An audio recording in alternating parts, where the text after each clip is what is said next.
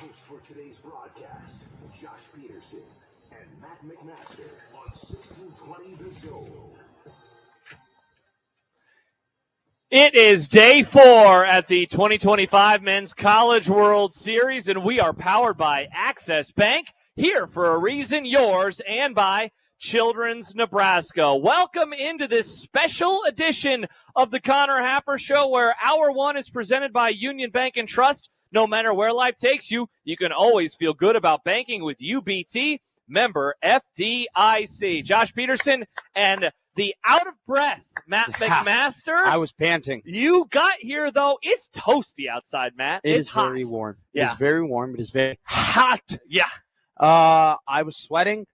I was cramping. It was tough. Yeah? But I somehow hit like every light. Yeah, that was on nice. the way here. Dude, there's nothing better, is there? If you're hearing the live traffic report, I was like, I'm on 22nd. Mm-hmm. I'm on 20th. Yeah, he I'm looked on over at me and he 16th. goes, wait, he's on 20th and coming already? And I go, yes, he is. I'm a good driver. Are you? I go left. Look. You go left, you go right, you I go straight. left lane, I go right lane, I go Nice. around people. I don't go through people. I go around people. I don't hit anything. I haven't been in a car accident yet. Wow. Knock on wood. Knock on wood. I know that it'll happen to me at some point in my life, just because I know That's how life goes. I saw a fender bender over the weekend. That was crazy. On where is Capital? What's the street Mel and Curly's is on? I don't know. Okay. Right outside the CHI. Okay. That street. Yeah. Just a clear old fender bender. It was tough. Mm. It was rough. Mm. But it's good. How are you? I am great. I'm great, Matt. It's day 4. We still are doing radio on a day where nothing expected in the weather forecast. Nice. But we're looking at tomorrow, and we're wondering what time will the lightning arrive in Omaha. So about today, right? This is my first true weekday College World Series experience. Friday. No, that's a weekend. Okay. Friday's the weekend. Okay, so this being a Monday, you still have the whole week ahead of you. Yeah, this is a weekday. Okay, right? okay. People are like, there are some Whole people question who are, is Friday, the weekday. Yeah, no, it's not a weekday. It's Okay. well, when you get half the day is a weekday. When half you the have day a is morning weekend. show and you're done with your show at 10:30, It's a weekend. Yeah, it feels like a 3-day weekend for you every weekend. Yeah, That's pretty well, sweet. No, because at Sunday at 4:00. The scaries. No, I'm just kind of all right, my work day now begins because Okay. I have to start prepping and getting ready for the morning show. Sure. Because I'm going to be Booking up. guests, Yeah. texting SIDs. I texted so many SIDs yesterday. And Yeah. so many. At one point, So many new area codes are in Matt's phone. 3. I didn't. Oh yeah, they are. I have a 3. Here's what I'll give you the new area codes that I now have. I have a 531, Awesome. a 319, Nice. and I also have a 707. Look at that. Look at all those, So, look at all and those then- area codes. And then today, Never seen so many area I codes. called there was another 3. I called a 310 today. Okay. And a 531 is in my phone now. Yeah, look at you. You're getting things done. He has the best numbers. I have the greatest numbers. But now we're here, and we're not worried about texting anybody. We're worried about talking for the next 2 hours and 35 minutes coming up on this special Monday edition of the Connor Happer Show. We got Day 3 recap of the Men's College World Series. We got U.S. Open. Yeah. Oh, my gosh. What an experience. Yes, it certainly What a was. viewing experience. I felt good about myself after that. We'll talk about that. I just realized I forgot to write down a getting to know Matt question. Whoa. So I'll figure one out during the next commercial break. You're going to go on the fly? Going to go on the fly. We'll see what I end up asking you. We'll talk a little, much to the chagrin of listener John, a little NBA Finals. Yes. Game 5 tonight back in OKC. A big one there. Plus, Mike Schaefer will join us at the top of the 11 o'clock hour. Evan Bland will join us in person at the top of the noon hour. I already talked to Evan Bland Yep, today. and now you get to talk to him again. I already asked him all the questions I wanted to ask him. Now I guess have to come up with new questions. You could ask him football questions. Oh, I forget. I oftentimes forget I can ask Evan Bland football You questions. can do whatever you want. I might. You should ask him sport questions, and I'll just ask him general questions. General questions. Yeah. So, okay. Do you no like rhyme or mashed reason? potatoes? Oh, yes. Or- I didn't until I was in my 20s. Or what's your favorite side? Or French fries. do you have a favorite color? Blue. I'm out of questions. All right, there you go. That's all Those are the questions that I can't wait to hear Evan's answers I to know. them a little bit later Me on. too. It's going to be a great time. Also coming up on the show, college football summer school rolls on, much to the chagrin of John Bishop, who came over here yesterday and said, stop talking football. He goes, no. He goes, stop talking Northwestern football, which we will never stop talking Northwestern football. You will never stop talking Northwestern football. No, I won't. They got a transfer on the offensive line from South Dakota State who formerly played with their offensive coordinator. Wow, that is amazing stuff, Matt. Thank you. We'll talk about that. We have not talked about the transfer portal window changing, but we have had that on our docket for the last 3 days. So let's see if we can actually get to it. It's become the Caitlin Clark thing. We'll get to that transfer portal thing. We'll do that. We have the odd news. With Odd Son. Which is back because it is a weekday. That's the only reason that it was away this weekend. It's not because we forgot. Yeah. Don't put it on the internet. That reason. And Matt wants to talk about Jordan Hudson. No, I don't. He keeps saying, I want to talk about her because she's my age. She actually is a little bit older than me. Slightly older. I might be the only person who is younger than Jordan Hudson talking about Jordan Hudson. Wow. But we're not going to talk about her. We're going to talk about Bill Belichick. We're going to talk about her boyfriend and real estate mogul. Yes, and he coaches football sometimes. Does he? It's like his side project. You know, everyone in radio has side projects, side hustles. His side hustle is North Carolina. Oh. That's his side hustle. When you view his life through the lens of North Carolina being the Locked On Nebraska podcast for like Connor Happer, it makes a lot more sense for Bill. Oh, that's why. That's why he's doing what he's doing with that. Not his actual job. Bill Belichick is the PA for Nebraska women's basketball? Exactly. I mean, really, let's find that. The PA for Bill Belichick is his the houses that he owns. Bill Belichick is the MC for Creighton basketball? Wow. Happer has so many side gigs. Jays. He has so many. Go Jays. So many side gigs. There's a J-Sker hat over here. We should buy it for Connor Happer. We should. We definitely should. Oh, John's already emailed in. How about we do the disgusting NBA talk at the 2 hour and 35-minute point of the show? See, but John, that wouldn't make sense because we'd be saying it's time to send you up in the broadcast booth. But first, Game 5, NBA Finals. We can't finish the show with NBA. When I was working at my former job, we had a woman. She wanted to talk about the WNBA. And one of the co-hosts goes, it was a 12 o'clock to 2 o'clock show. And one of the co-hosts goes, yeah, well, okay, we'll talk about it 2:05. Wow. And she goes, all right, cool. Like she didn't understand. Problematic. And then she was women can only be talked about outside of the show. Sad. Well, that was okay. That's not what I was going with. That seemed like what you were going for. No, I was not. Caitlin Clark had 32 points. That's what I heard. Over the weekend. What did she have? 3 threes in 35 seconds or something? 39 seconds. 39 seconds. And Dude, that Angel last Reese had a triple-double. Look at that. No longer Marcin Gortat. Yeah, people talk about Angel Reese's rebounding because they say she misses layups a lot. Well, John makes this joke. Are you not aware? No, I am, but I'm just saying that's what people say about it. It's not what people say. It's what happens. It's what happens? Like, it's an actual thing. But people can't say it?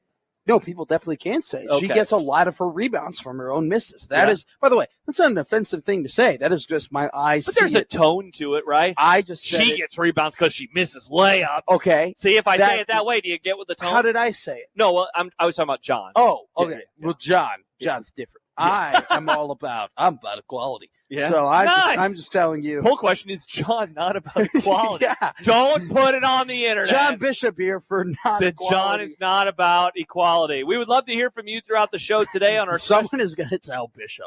McMaster said that he's not for equality. I did not say that. But they're going to tell him that. And then he's going to get mad at me. But I didn't say that. I can't wait for when we walk up into the booth today. Our daily check-in. I walk into the booth one time and I just say, hey, how you doing? And today when we do so, you know who we'll see? Connor Happer. Whoa! Connor Happer in the booth for the game today. We are so excited. One of the first things that Odson said when I got here today was, it's a big day for our boy. It's a big day for our boy. And it is a big day for our boy because Connor Happer makes his first ever appearance inside of the booth. Now, he's been there, but you will hear him talking this afternoon for game 1 of today's games. Arkansas and Murray State, one of those teams will go home. And Happer, not only will he be on the call, he'll get to call the middle 3 innings. I'm so happy for Happer. That's going to be so cool. This is as big as when he reclaimed Mount Happer.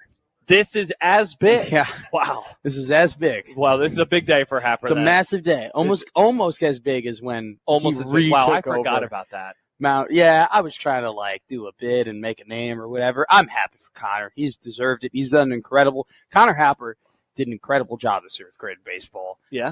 And Happer's awesome. He's our guy. He is our guy. He's our guy. So we'll this is an opportunity that he deserves. It is indeed. He's going to crush it today. You know what? How about this? So we have a special edition Zone Hotline powered by the Sedora Law Group. Your outcome depends on what you do next. We would love for you to text us throughout the day and give us advice that we could give to Happer. What piece of advice would you offer to Connor Happer as he gets ready to call his first ever College World Series baseball game next to John Bishop? We'll read those throughout the show today. And knowing the great listeners of 1620. I went up to Connor today and I was like, hey, for real, let me give you some advice here. Yeah. He'd probably look at me and slap me. Well, he might, which is why we'll take advice from the listeners and not okay. you. So that way, but maybe if you give him bad advice, he'll still slap me. Yeah, I guess we'll find out. So we'll have that throughout the show today as well. And then all of the other things that we mentioned, 402-951-1620. If you want to hit us up, you can also email us, which is where I just got a weather report.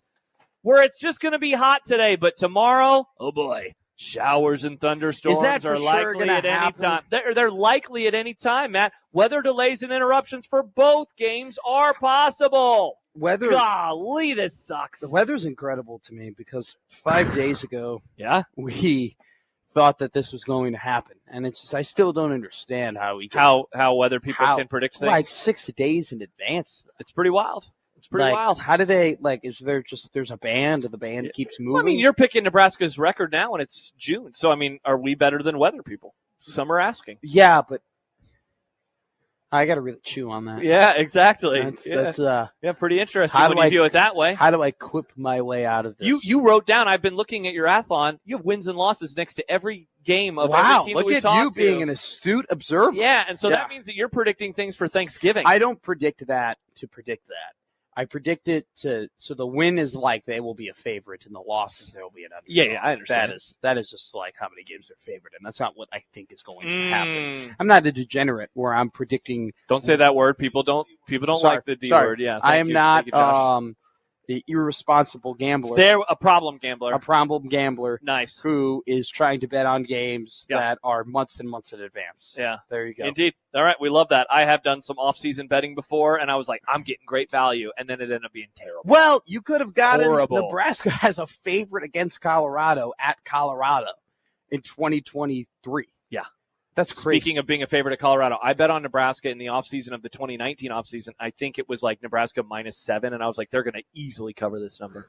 And they didn't, Matt. Well, they lost that game. They did, famously. But they were first down in overtime. You thought you had to be feeling good. They were up 17-0 at the half, and I thought they could have been up 30-0. I was like, this is great. I'm feeling good right now. I was already spending that money. I was already spending it in my head. I missed all of my U.S. Open bets. Oh, you did. It's unfortunate. Yeah, you did. Keegan Bradley wasn't the guy. Nope, he was JJ not. Spawn, though, going to be on the Ryder Cup team now. That was pretty cool. The 1620, the Zone Hydration sponsor, is Coke Zero Sugar. Is Coke Zero Sugar the best Coke ever? Yes. Take a taste. We will roll on as we continue next. Thank you so much for joining us on this special edition of the Connor Happer Show. Josh Peterson, Matt McMaster, Josh Odson here. We got Jimmy Chavez back in our 1620 The Zone studio. And we hope to have you with us all morning and early afternoon long as we take you up to Arkansas and Murray State, an elimination game. And tonight, in the nightcap, UCLA and LSU. Should be a whole lot of fun. Should be. It should be. We continue next here on 1620 The Zone.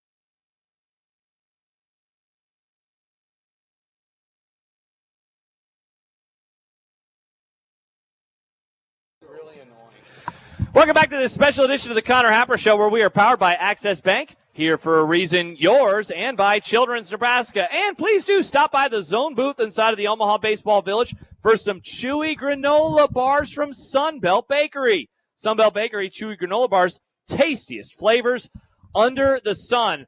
Folks have been stopping by left and right over the first few days, and they're saying, sir, tears in their eyes. Do you have any more of those granola bars? And we say, look at the table. And then they take them. And then they go, are they $3? And we say, no. No, they're not. But if they were, we could have made money. But we didn't because we're good people. We wouldn't have made money.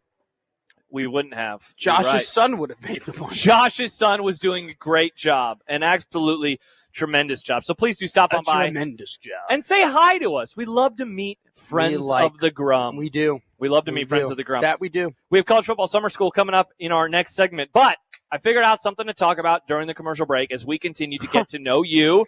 If you've missed it, dude, when I was an intern, you ready for this?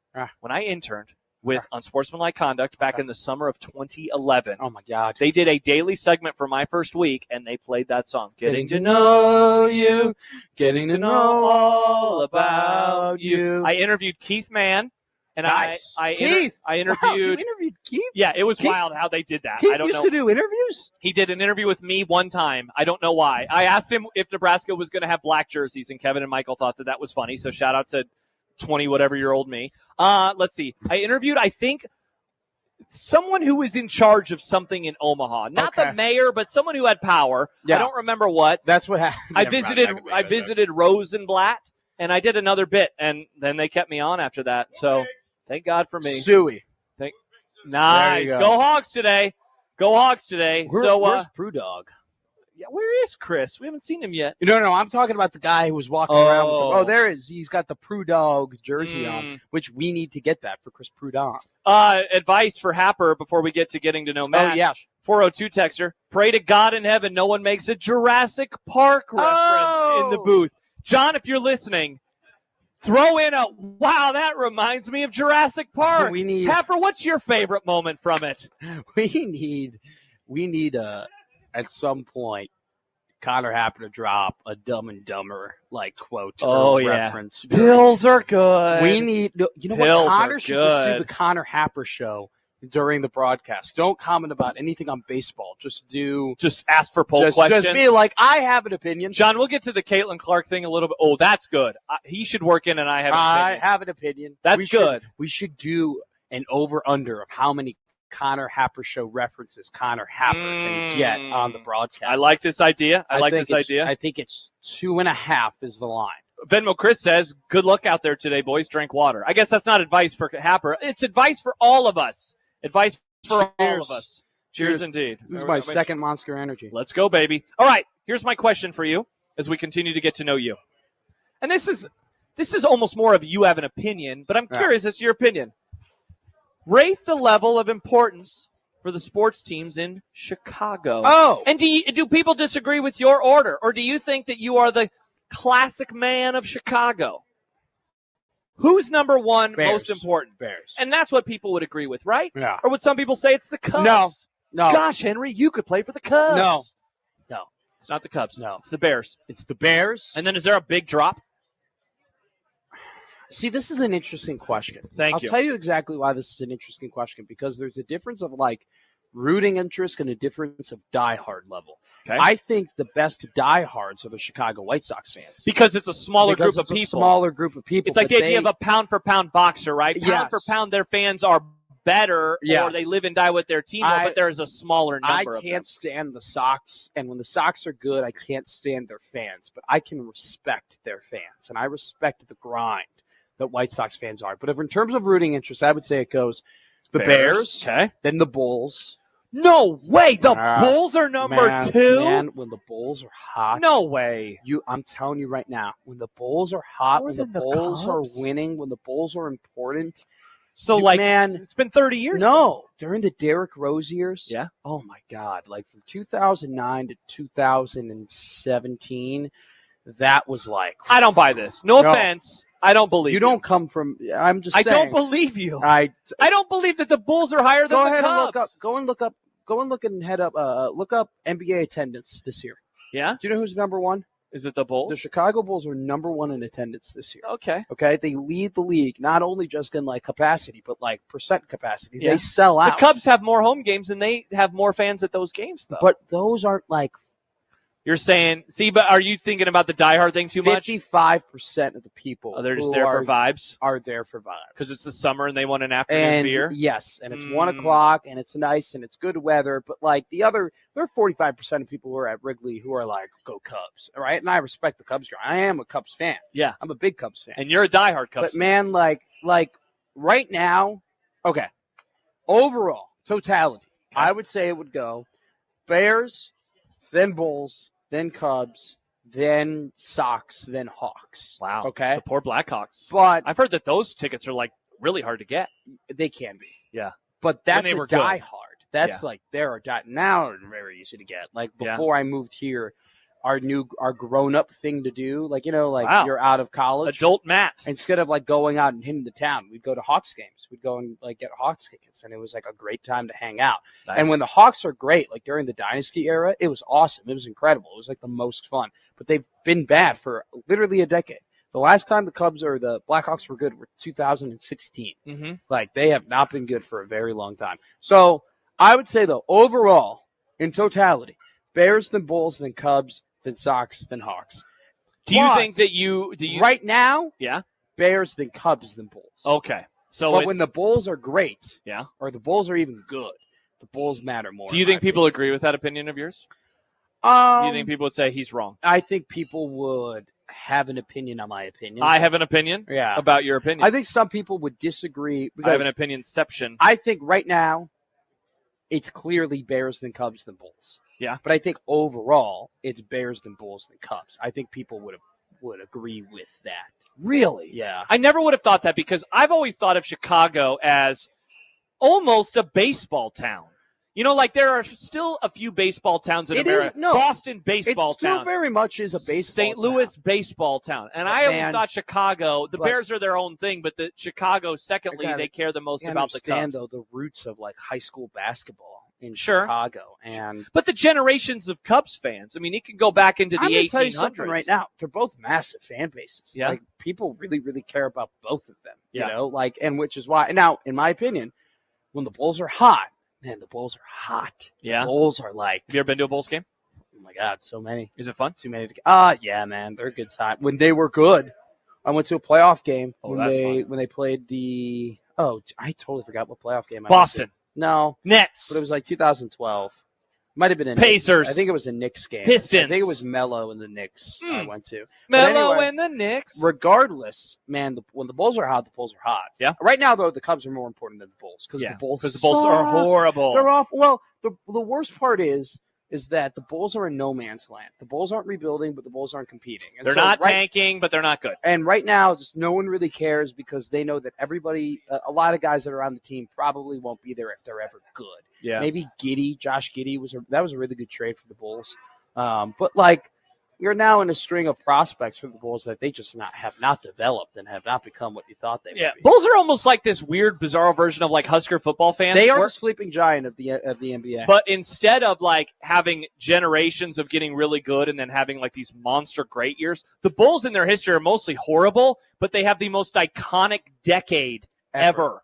With the best player ever. Like, So I wouldn't want to be a Bulls fan who is slightly older than me, who remembers the good old days. It would have been better to have been like in your 30s when Michael Jordan arrived, because then you would have the total appreciation for what came before and then the greatness. Is it the conversation we had about Patriots fans? Mm. Right, the Patriots. Yeah, fans the young Patriots fans. But the older Patriots fans who At knew least that they how understand. bad the Pats were. They get, hey, this isn't new for them. Yeah. The Pats being bad and slightly irrelevant.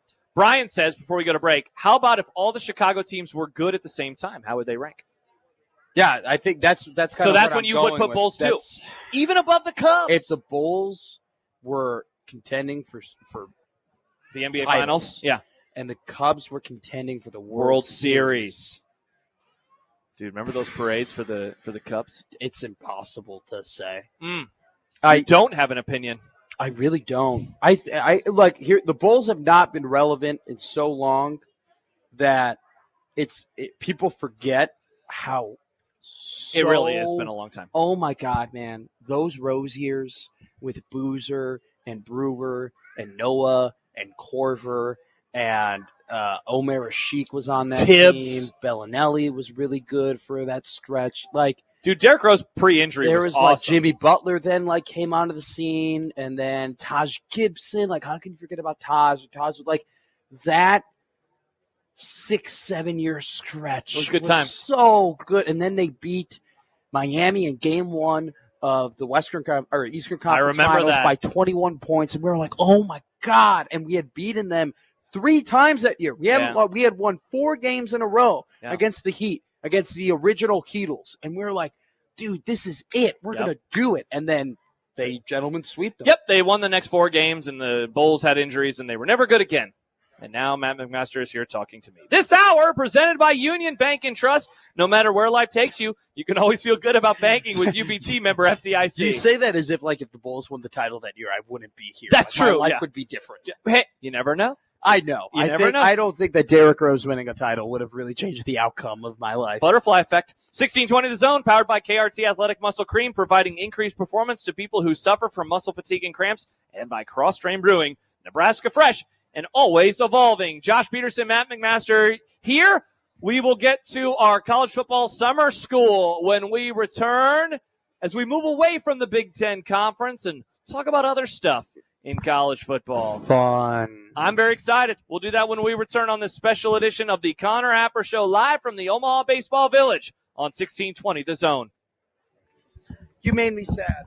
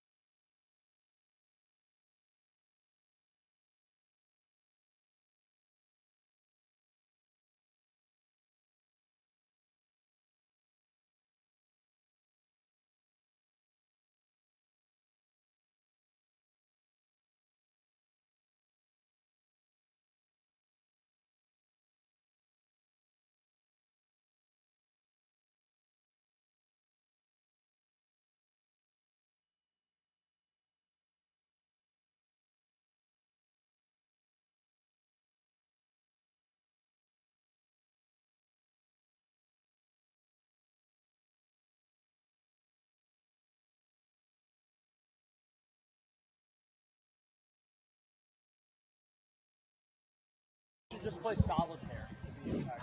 Hour one here of this Connor Happer show is presented by Union Bank and Trust. No matter where life takes you, you can always feel good about banking with UBT, member FDIC. And Country Fest is back at the OBV. This Friday, OBV welcomes Walker Montgomery and special guests Casey Johns and Kimberly Meyer to the Beer Garden stage. This is an all-ages show. Get your tickets at OmahaBaseballVillage.com. Josh Peterson, Matt McMaster here. We got Josh Dotson producing. Jimmy Chavez back in our 1620 The Zone studio. We are taking advice for Connor Happer as he makes his debut in the booth for today's early game. And earlier, somebody said, let's just hope there are no Jurassic Park references. Yes. Happer would struggle with that. Ian tweets in, just like life, Arkansas finds a way. Hashtag Jurassic Park. We'll see if John can hook us up with a Jurassic Park reference. That actually is a pretty good one. That's life being finds a way. I have an opinion, John. I am sorry. I was looking at my phone. Yeah. I was just offered, and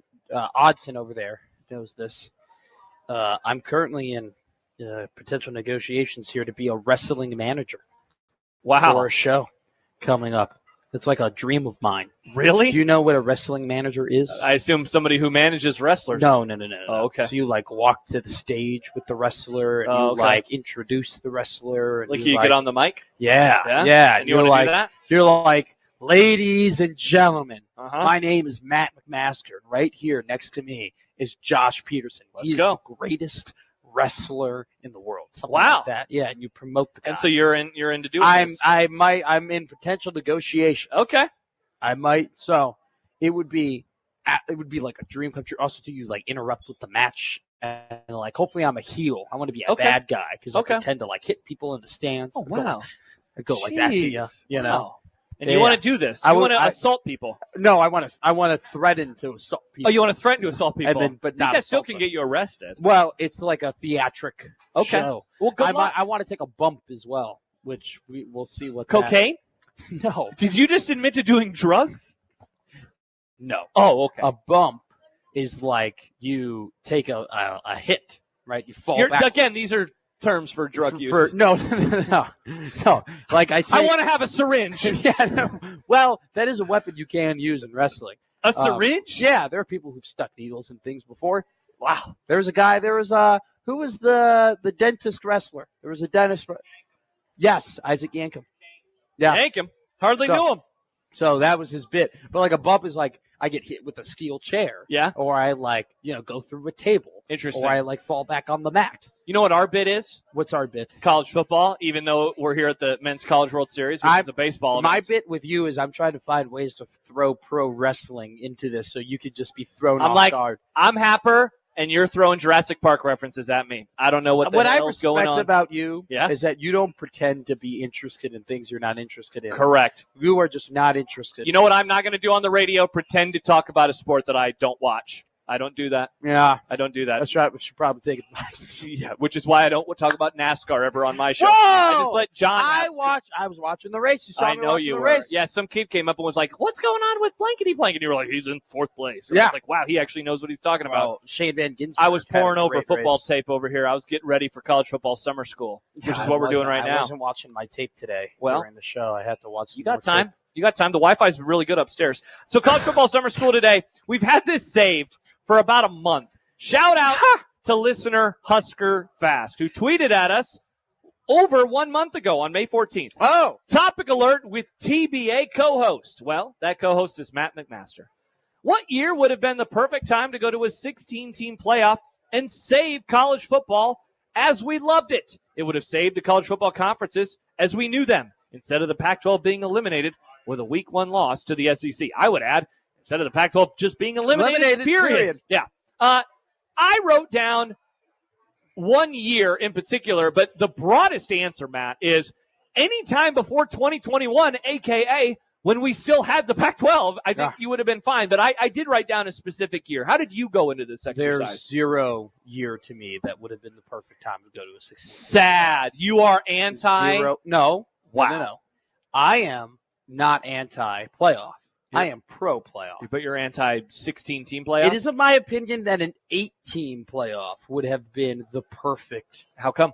Well, I think that there really only are 8 teams that can win a natty in a given year. Like maybe you have a year where there's like a 9th team that's pretty good. Like I think Oklahoma a couple of years ago, like they had a team that was just in the top 10, but they were pretty damn good. Like there are years, there are years like that. But 8 teams would have been perfect, and then you just like no scuttlebutt. You know what I'm talking about? One no automatic buys.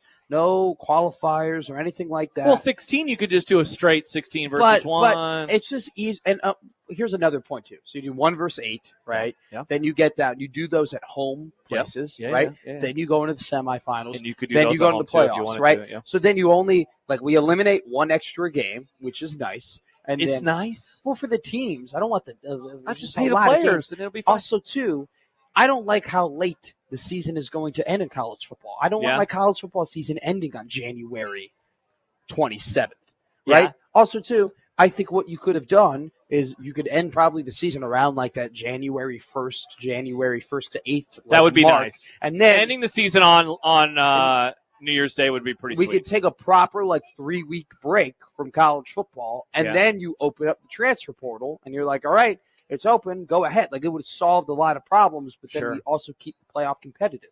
All right. So the 16 teams, the 15th team is not going to win the national title. I mean, dude, last year Ohio State was close to that ranking. They were 7th. Yeah. So they were 7th. But, do you think South Carolina last year would have had a shot at winning? No. Do you think Illinois would have had a shot? Absolutely not. But they wouldn't have made a 16-team playoff.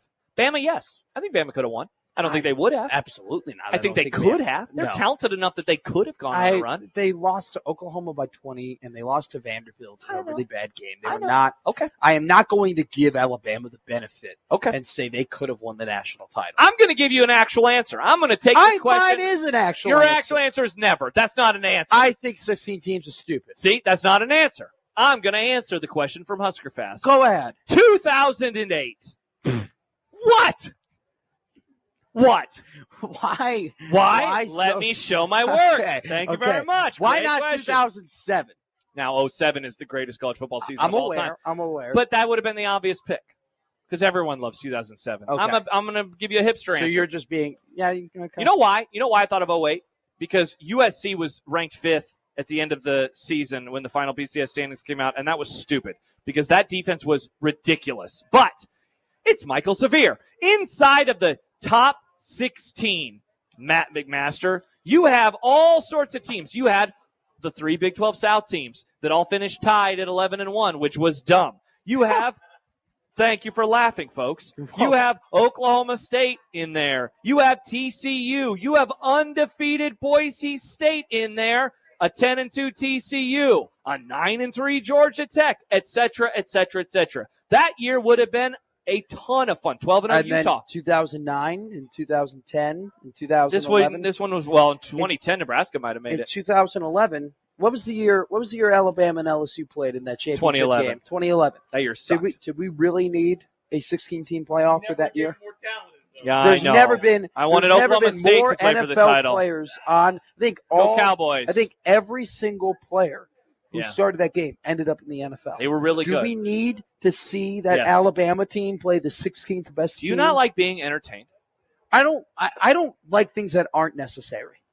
You don't like things that aren't necessary? I don't think a 1 versus 16 is very necessary. Life is not necessary? I would much rather. What's the purpose of life? I would much rather break the hearts of the 9th best team in college football and not put them in a playoff as opposed to then just playing all of these games and now we're ending the season on January 27th and we're killing college coaches because the season ends and then automatically they have to go and recruit not only more players but their own players. I just think an 18 playoff would have been perfect.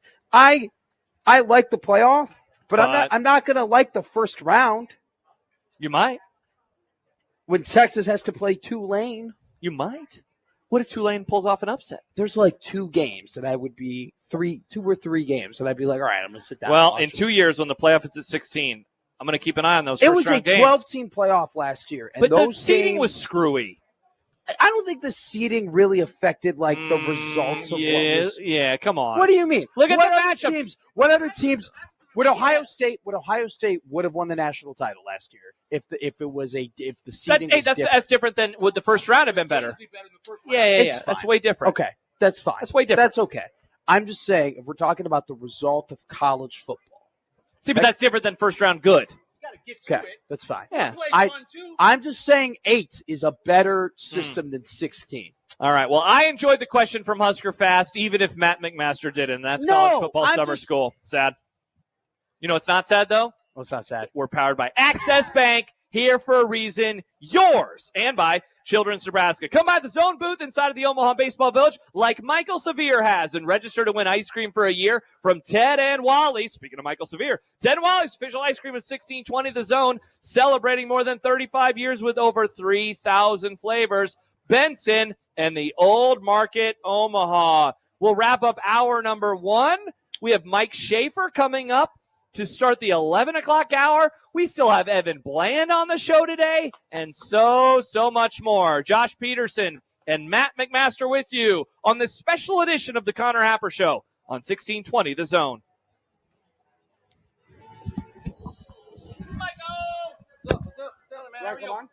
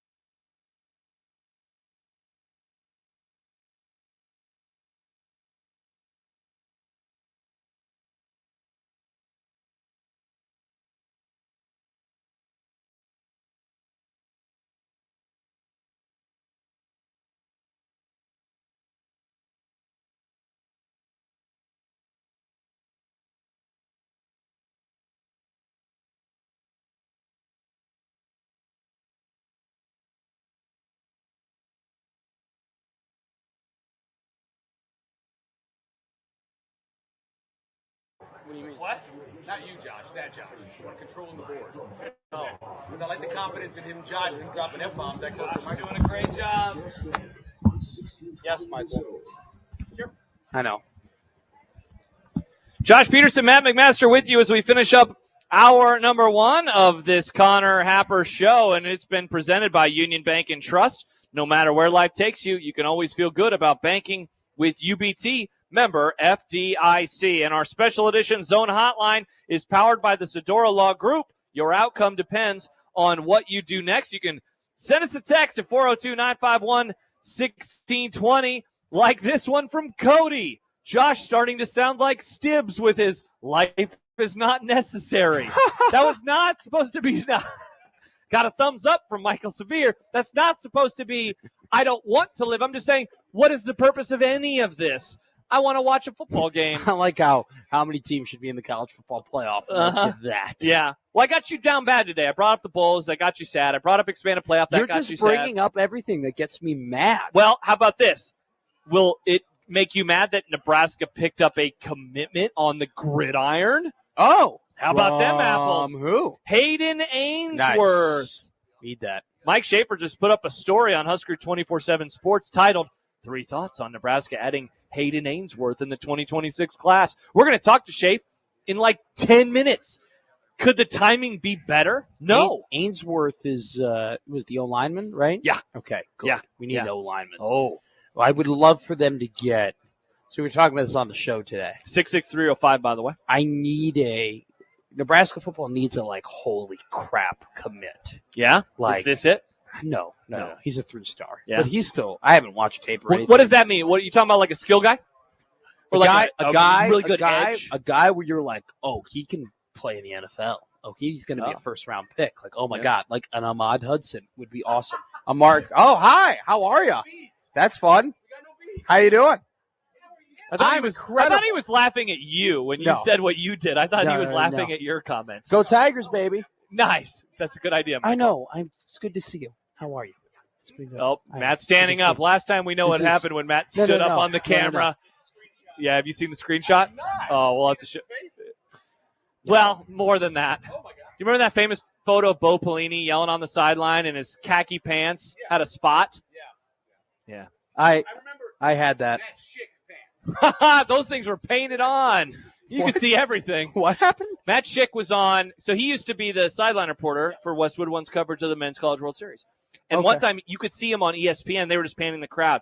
And it looked like he had taken a roll of khaki paint and just painted all over. Because you could see everything. Really? Everything. Oh, no. Yeah, I had a splotch. Yeah, there was a There was a splotch there. it's What okay. were we talking about? I don't know, before? but you just got so fired up and you stood. Are you talking about just now or when you had the stain? Oh, I got fired up about people cutting me in line at the bar. Yeah, he stood up and he was like, I have an opinion. Is like, and Michael and I have had these conversations before, but like etiquette has just gone out the window. Nobody has etiquette anymore. And it's just like, Costco. yes. Especially at Costco. Like unwritten rules of life exist. And You go, I go. Yes, thank you. And go, so I it's go. just like You go, I go. the You go, I go. unwritten rules of life are just being thrown out because people are just too worried. Everybody's a big hurry going nowhere nowadays, all right? Unless you're trying to like get to work on time like I was trying to this morning, then I'm a big hurry. So it's okay when the etiquette goes out the window when you're on the way, but not other people. I think I showed proper Interesting. driving etiquette today. I used my turn signal. Hey, Use your that's turn important. signal. That's That might important. be a Matt Mick complaint. Nobody uses their turn signals. Dude, that anymore. upsets me immensely. It's not that hard. Just literally, just Just take get your into the fingers- habit of it. Take your fingers and go like this. Yeah, that's not that. That's all you have to I do. didn't get out of the habit. Yeah, I tune it Mike, on when I turn Michael, into my driveway. Michael, I've been saying this forever. It's just like, how one day do you just decide I'm not going to do turn signals anymore? Yeah, you're a bad person. oh my God. You're a bad person. Joel says, painted on pants and can't hear air. To which I say, the catcher. And that's Matt Schick. 1620 The Zone, powered by KRT Athletic Muscle Cream. It works. I put it on, and I literally just put it on. I literally on my back because I got a bad back because I'm an old man, and Yep. it works. It's incredible. Providing increased performance to people who suffer from muscle fatigue and cramps, and by Cross Train Brewing, Nebraska fresh and always evolving. We are powered by Access Bank, here for a reason, yours, and by Children's Nebraska. A few moments from now, Mike Schaefer will join us. We can talk about the newest commit and other stuff surrounding Husker football. Evan Bland in about an hour. Talk about the Men's College World Series so far and a variety of other things along the way. Josh Peterson, Matt McMaster, hour 2 next on 1620 The Zone.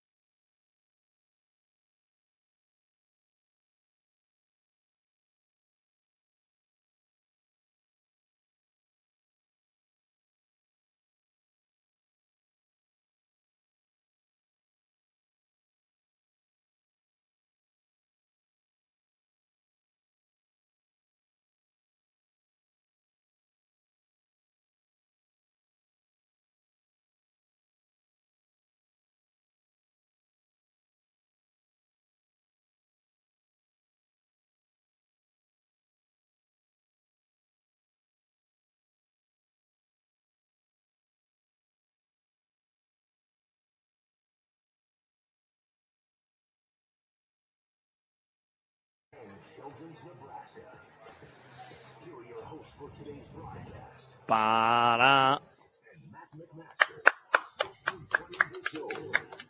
It is hour number 2 here at the Men's College World Series, the 75th time it has been in Omaha, Nebraska, and it is presented by Nebraska Medicine. Join our team at nebraskamed.com/careers. Let us go to the special edition Zone Hotline, powered by the Sedora Law Group. Your outcome depends on what you do next, and we are so happy to welcome a busy man who just wrote the fastest story in the history of mankind. His name is Mike Schaefer from Husker 24/7 Sports. Schaefer, your typing fingers were getting after it today. How are you?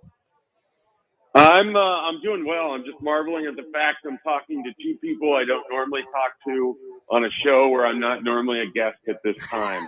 It's clearly everybody's having to adjust with College World Series radio here. So I'm happy to be on the Connor Happer show, not featuring Connor Happer, featuring guys I talked to on Wednesday and Friday.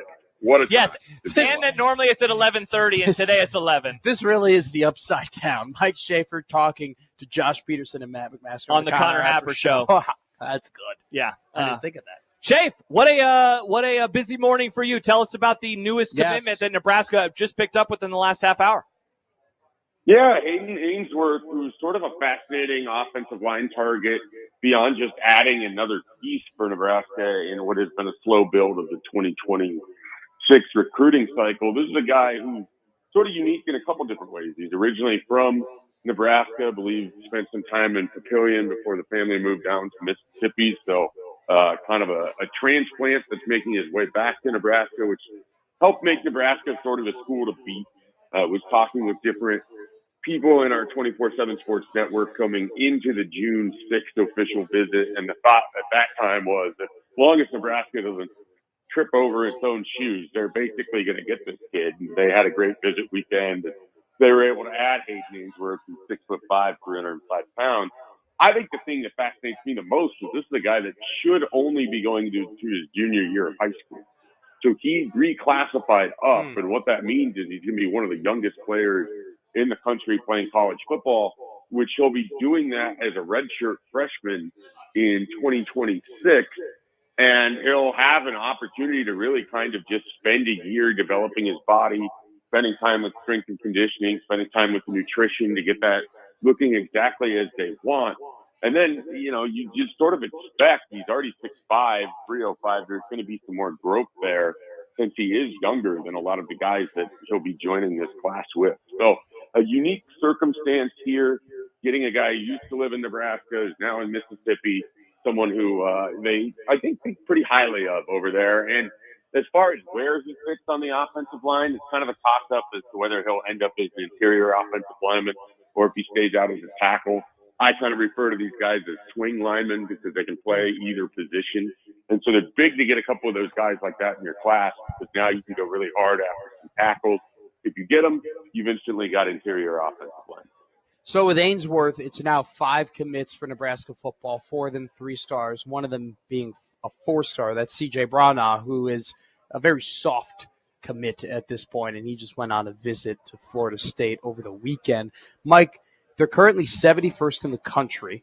Now they're 64th in the country after this commit, according to 24/7. They're last in the Big Ten when it comes to commitments. What is your realistic expectation of where Nebraska football should end up in terms of the national ranking and the Big Ten ranking?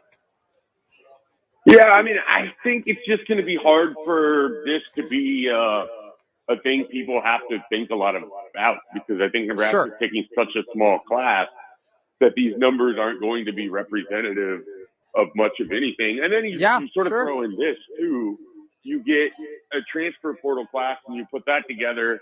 Yeah. You have to sort of weigh how that looks relative to the high school guys that you bring in.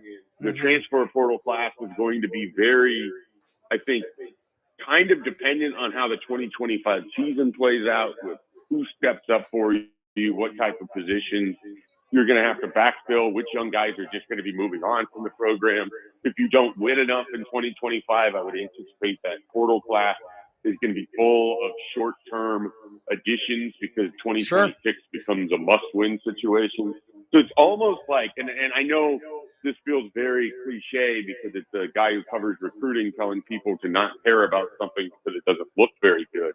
But it's just really hard to – it's really hard to kind of make this matter. Like if they finish with a top 30 class and they have, they go 6-6 in 2025, and most of the classes pieces are largely 1-year transfer portal guys, what does that tell you for the future of the program? Not a lot. So it's just it's almost like a thing where I would just tell people right now, don't even think about where they land in terms of the Big Ten Conference and the rankings, where they land in terms of overall team rankings. The numbers are just going to look weird. And the class in itself is going to be very different than what it looked like the year before, or what I would anticipate 2027 class to look like. Mike Schaefer, Husker 24/7 Sports, joining us on this special edition of the Connor Happer Show. Matt Rule was over by the ballpark yesterday, Schaefer, doing some judging of a burger contest, and afterwards he sat down with KETV, or I guess he stood up with KETV, to talk about Nebraska and the event. But he mentioned that he thought Nebraska's on a roll right now in recruiting, and that, they have, a handful of days left as they finish up their June recruiting period. How would you grade how this month has gone for them so far? And I wonder how you view their ability in that grade to bring talent in to the event that they had recently, even if it doesn't mean that they've landed anybody from it just yet. Well, I think they've had a terrific month already, even if the end result of the month doesn't yield like a ton of star power in terms of commitments. There's still more out there for them. Hayden Ainsworth was number 2 of the month. Luke Sorensen's already canceled his Penn State visit. It feels very likely Nebraska walks away with the tight end from Anaheim. So that looks like that's number 3. You had several guys that were in on the visit weekend this weekend that have decisions set up or planned here shortly. Someone, Darian Jones here, the Omaha North defensive back. He's going to visit Iowa, and then it's a July 4th decision, which is his mom's birthday. In addition to being, the 4th of July, Independence Day, he's got a big decision that looks very much like it's going to come down to Nebraska and Iowa. Grew up as kind of a fan of Iowa, but his brother, Donovan Jones, ends up in Nebraska. His family went out there. It is the family school, being Iowa, went out there. So that's going to be something to kind of watch. You have some big names coming in this upcoming weekend. Should they make the trip, a guy like Claude and Puma, big offensive lineman from Chicago, has only played football for a little bit in his life, big-time basketball player, came over from Cameroon. And he's a guy that, you would immediately say is the top guy in the class if Nebraska is able to get him. So there's still some big fish out there, in addition to what feels like they're doing a nice job filling in some solid pieces to this class. If they can land a big fish or two, and we've already seen sort of the response for future classes with how things went with the 7-on-7, there's a lot of momentum for Nebraska recruiting. That's why I keep talking about it. It feels more than ever that this is a year where they have to stack some wins because they have so much going for them in the future that if you can kind of have a breakout this year, you're setting yourself up in a way that they really haven't been in a long time.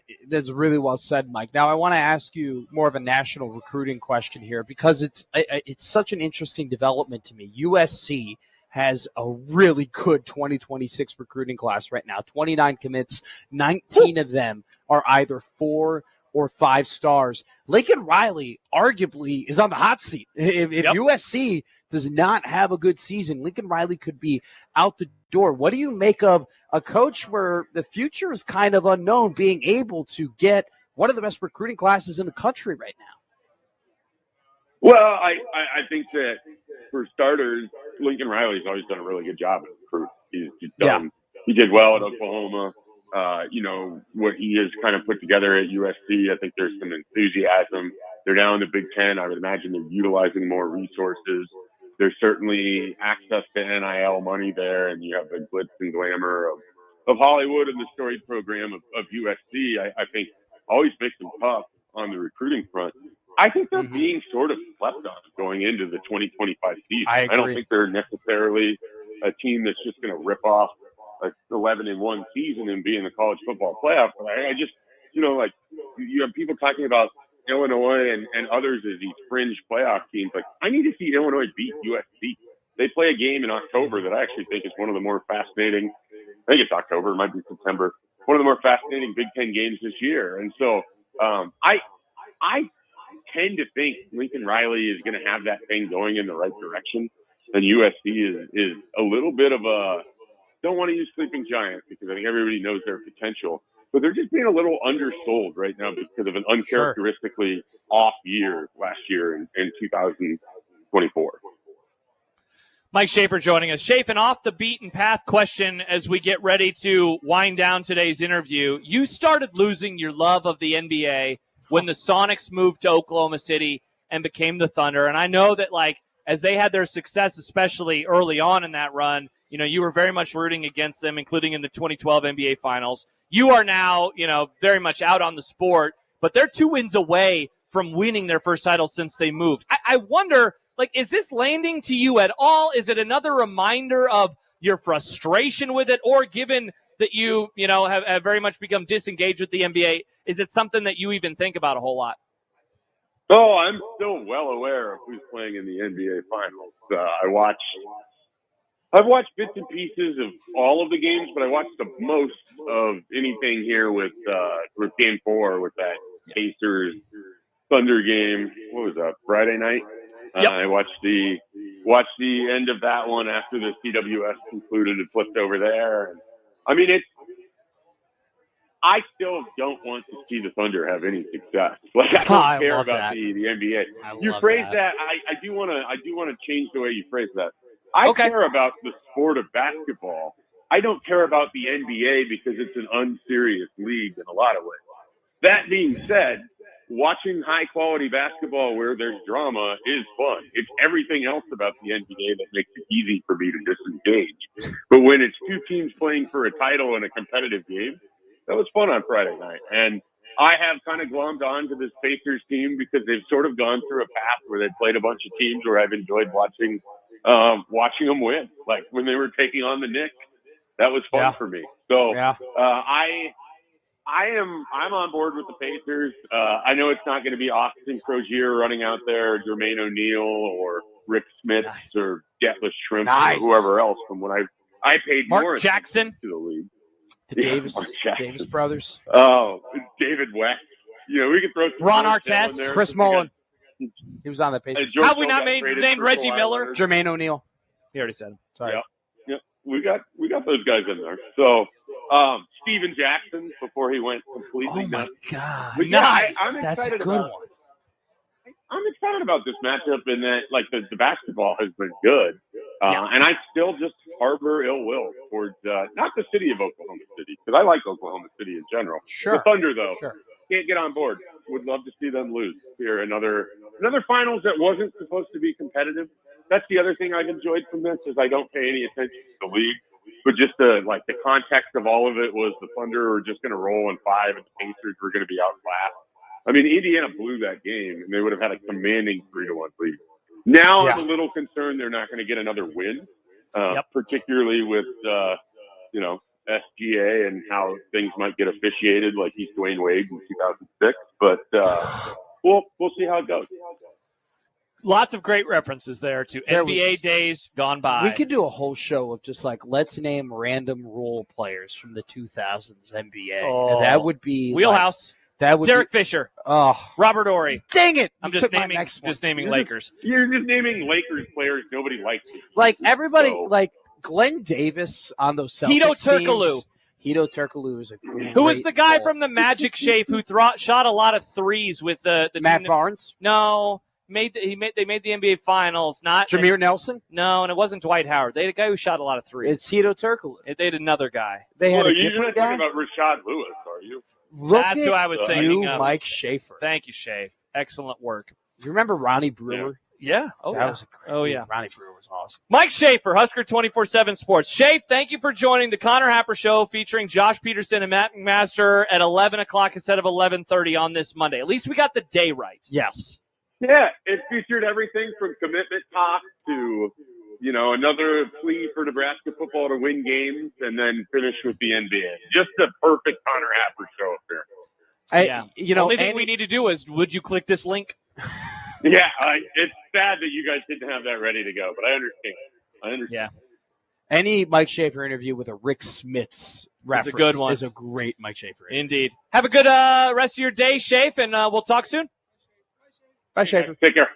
Bye-bye. That is Mike Schaefer of Husker 24/7 Sports. The 1620 The Zone hydration sponsor is Coke Zero Sugar. Is Coke Zero Sugar the best Coke ever? Take a taste. We are powered by Access Bank, here for a reason, yours, and by Children's Nebraska. We continue on in this 11 o'clock hour. We're going to have a great new friend of 1620 from Sunbelt Bakery join us in just a few minutes. Also, we will have Evan Bland at the top of the noon hour talking about the series so far. So many more things to come. Bill Belichick conversation, news. But when we return, NBA Finals Game 5. Woo! Ooh. Josh Peterson, Matt McMaster, Josh Hudson with Jimmy Chavez back at the Zone studio here on 1620 The Zone.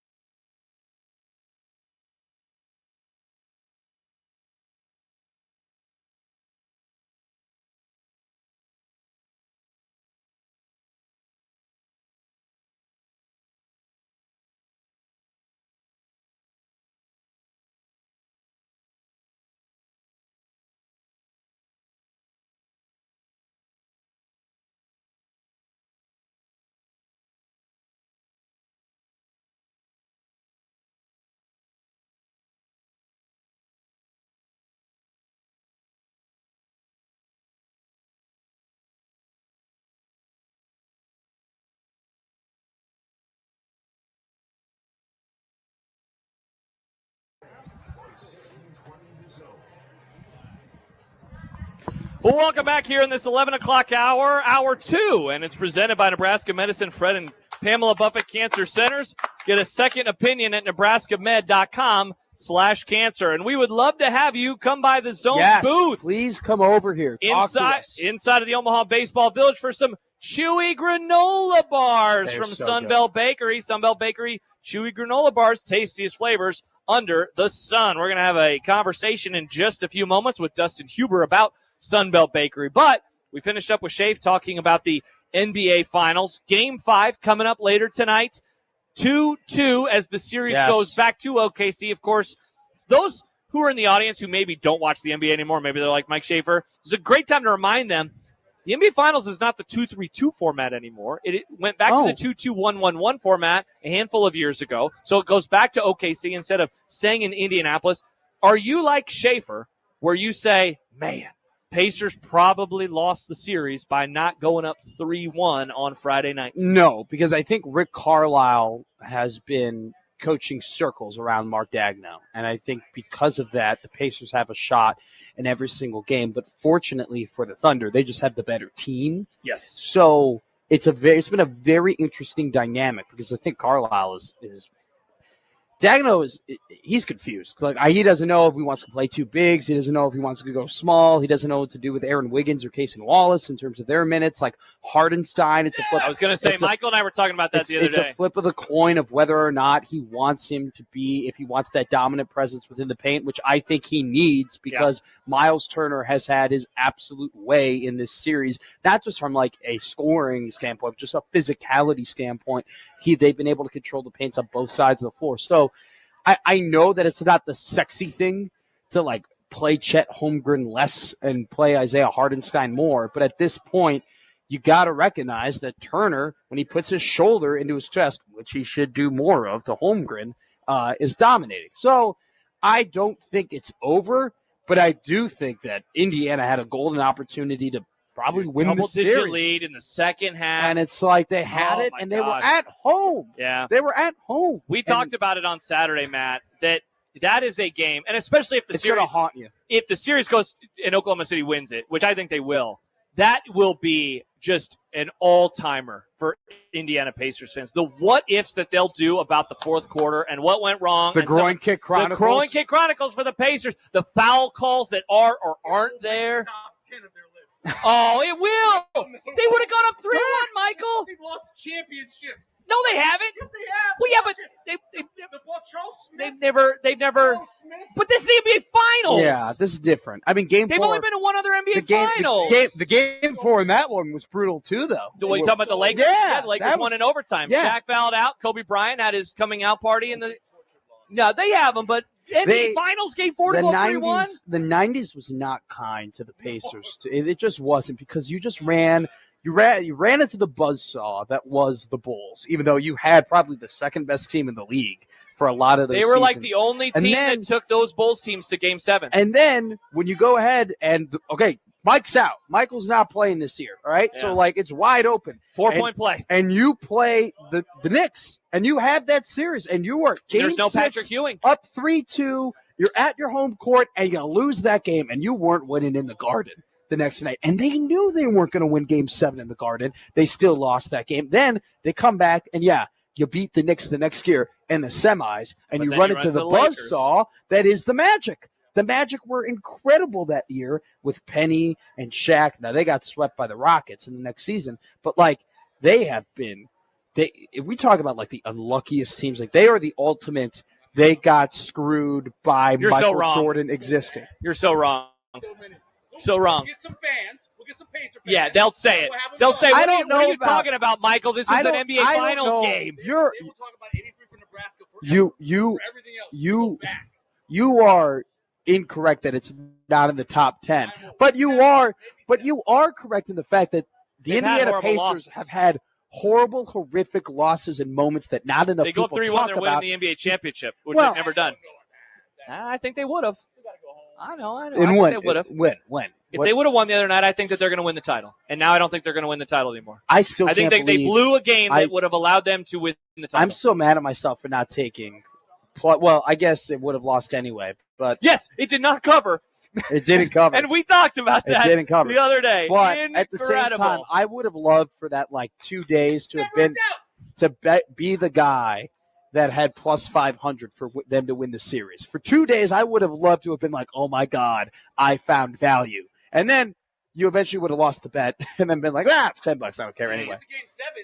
You can hedge it. Yeah. Well, That thing too, I wonder if like people were trying to like prop swap, if people were trying to sell that Indiana Pacers, like if they had, I would have sold it. Would have been like, you can get a plus 500 that's now plus 185, and they're playing game 4 at home. That would have been a great time to sell that ticket. Game 5 coming up later tonight. Hopefully it's a good game. I'm worried we're going to get a blowout. I do want to say this real quick. I want to get this out here. Yeah. I need the Pacers to win tonight because even if Oklahoma City wins and then the Pacers win game 6, I feel like game 7 still won't have that hype that like people that you would want for game 7. What? If we get to game 7, you think it has to come with the Pacers winning tonight? No. I think there will be more hype about a game 7 if the Pacers win tonight than if the because they would have won on the road. Then they would have won on the road, which would be their second road win. Exactly, and then we would have been like panicking about like, oh my God, they might actually do it. And then if Oklahoma City beats them at home, now like if the Pacers were to lose tonight, we'll have a coronation. We'll call the Thunder the title winners before game 6. We'll act as if it happened. We won't care. Whereas about we're going to say, oh my gosh, their backs are against the wall. Exactly. That would be a fun few days. Would be a whole lot of fun. 1620 The Zone is joined today by KRT Athletic Muscle Cream, providing increased performance to people who suffer from muscle fatigue and cramps, and by Cross-Train Brewing, Nebraska fresh and always evolving. Come by the Zone booth at the bullpen inside of the Omaha Baseball Village, and you can register to win a 1620 The Zone prize pack of KC Royals porch tickets and ice cream for a year from Ted and Wally's 13th and Mike Fahey. When we return, Dustin Huber from Sunbelt Bakery will join us. These things, these chewy granola bars, people keep stopping by and asking, can I have one? Yes, and you don't have to pay for it. They're really good. Stop on by, we'll do that. We have Evan Bland coming up at the top of the hour as well. More to come on 1620 The Zone.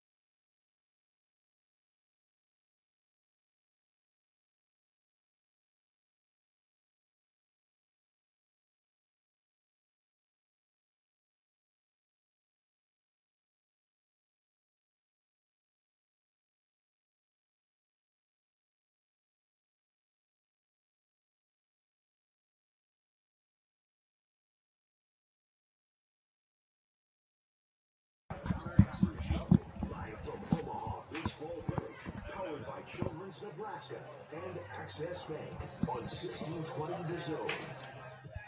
Josh Peterson, Matt McMaster with you here at the Omaha Baseball Village, and we would love for you to stop by the Zone booth inside of the OBV for some chewy granola bars from Sunbelt Bakery. Sunbelt Bakery chewy granola bars, tastiest flavors under the sun. Right now, we go to a special in-person edition of the Zone Hotline powered by the Sidoro Law Group.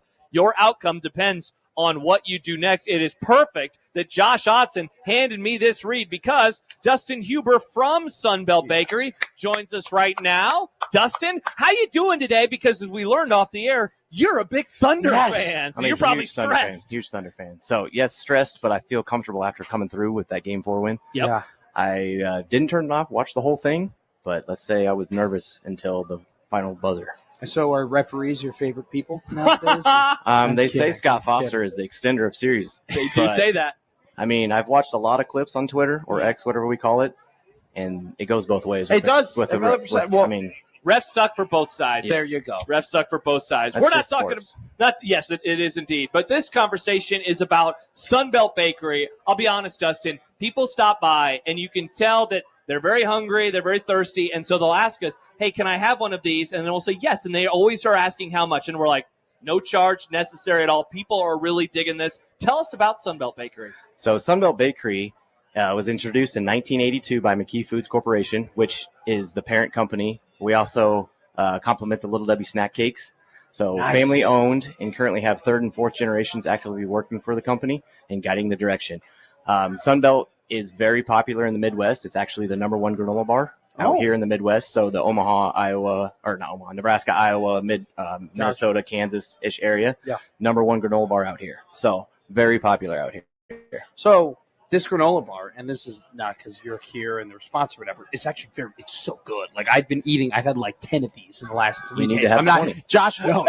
Josh knows. I've been snacking on these things, but these aren't like your only products. What else do you guys have? What else do you provide? And what else do you make?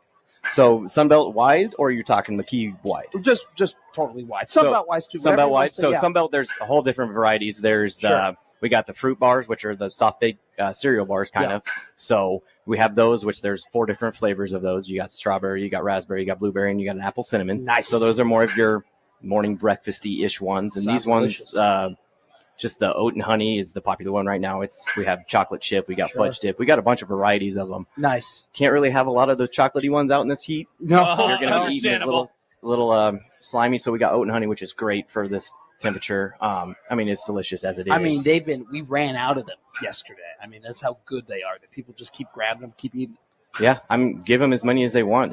They're super popular out here, and everybody loves them. I mean, you go to your grocery stores in this market, and you're going to find them. Everybody wants them. That's what I was going to say next, Dustin, because I know that people, that when they'll listen to our shows, especially at this time of the year, and they'll hear about a product, they're like, okay, that sounds awesome. Where can I get it? Where can people learn more about Sunbelt Bakery and the products as well? So if you can go to sunbeltbakery.com, you can find all the current varieties and all the new releases, and you can find a store on the locator. So the website has a place where you can click, and it just shows, boom, here's where they are, what you can get, and do from there.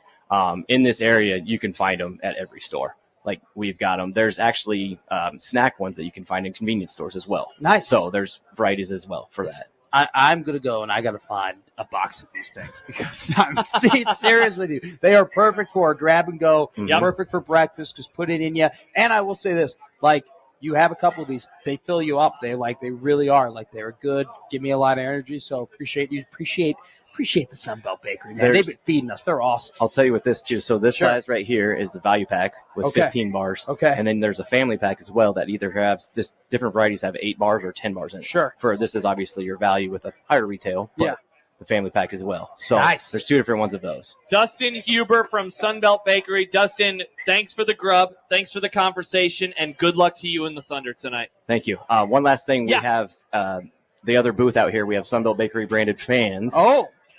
Very important. So these are sweet collapsible fans that you can see on the stream here, but you just can fold them and collapse it, and then tie it fits together right in your pocket for anybody if you're going to a game or anything like that. Especially the 1 o'clock game on a day like today. Fan yourself off. Absolutely. There, Josh. Thank you. I think I'll have Odson just do that to me for the next hour and 10 minutes. Thank you. Otson has me. You got any Dustin, grapes he can feed you too? yeah, hey, you know what? That's a good Josh question. is a king. Yeah, No question. let's send out the email and see if we can get that done. Dustin, thank you so much for stopping by. We appreciate it. Perfect. Thank you guys. Have a great so much, Dustin. day. You're the man. Go Thunder. This hour is presented by Nebraska Medicine. Join our team at nebraskamed.com/careers. And the 1620 The Zone hydration sponsor is Coke Zero Sugar. Is Coke Zero Sugar the best Coke ever? Yes. Take a taste. When we return, odd news with Josh Otson. We'll do that. Plus, we have Evan Bland coming up at the top of the hour, and we will talk about day 4 of the Men's College World Series as we continue counting down Arkansas and Murray State. One team goes home. One team lives to play, maybe tomorrow, depending on the weather. And then UCLA and LSU coming up tonight. Josh Peterson and Matt McMaster. We roll on next with the odd news here on 1620 The Zone.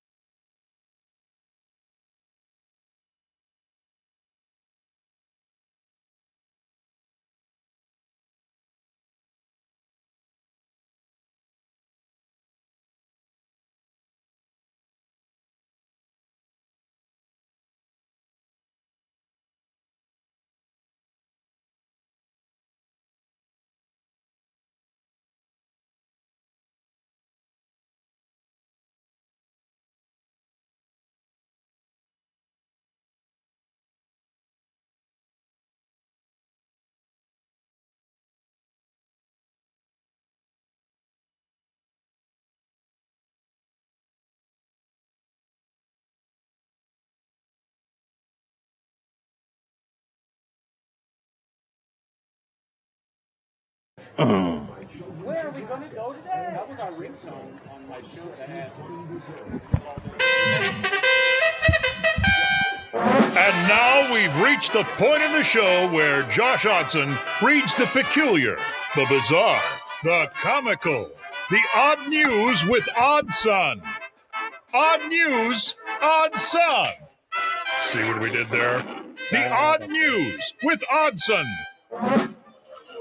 Hour 2, as we get ready to wrap up, is presented by Nebraska Medicine Fred and Pamela Buffett Cancer Centers. Get a second opinion at nebraskamed.com/cancer. And today, 1620 The Zone is joined by KRT Athletic Muscle Cream, providing increased performance to people who suffer from muscle fatigue and cramps, and by Cross Train Brewing, Nebraska Fresh and always evolving. It is time for the odd news with Josh Odson. Whoa! Josh, what do we got on the ledger today? Boyos, how we doing? We're doing good, man. Josh, I love it when you're on the microphone.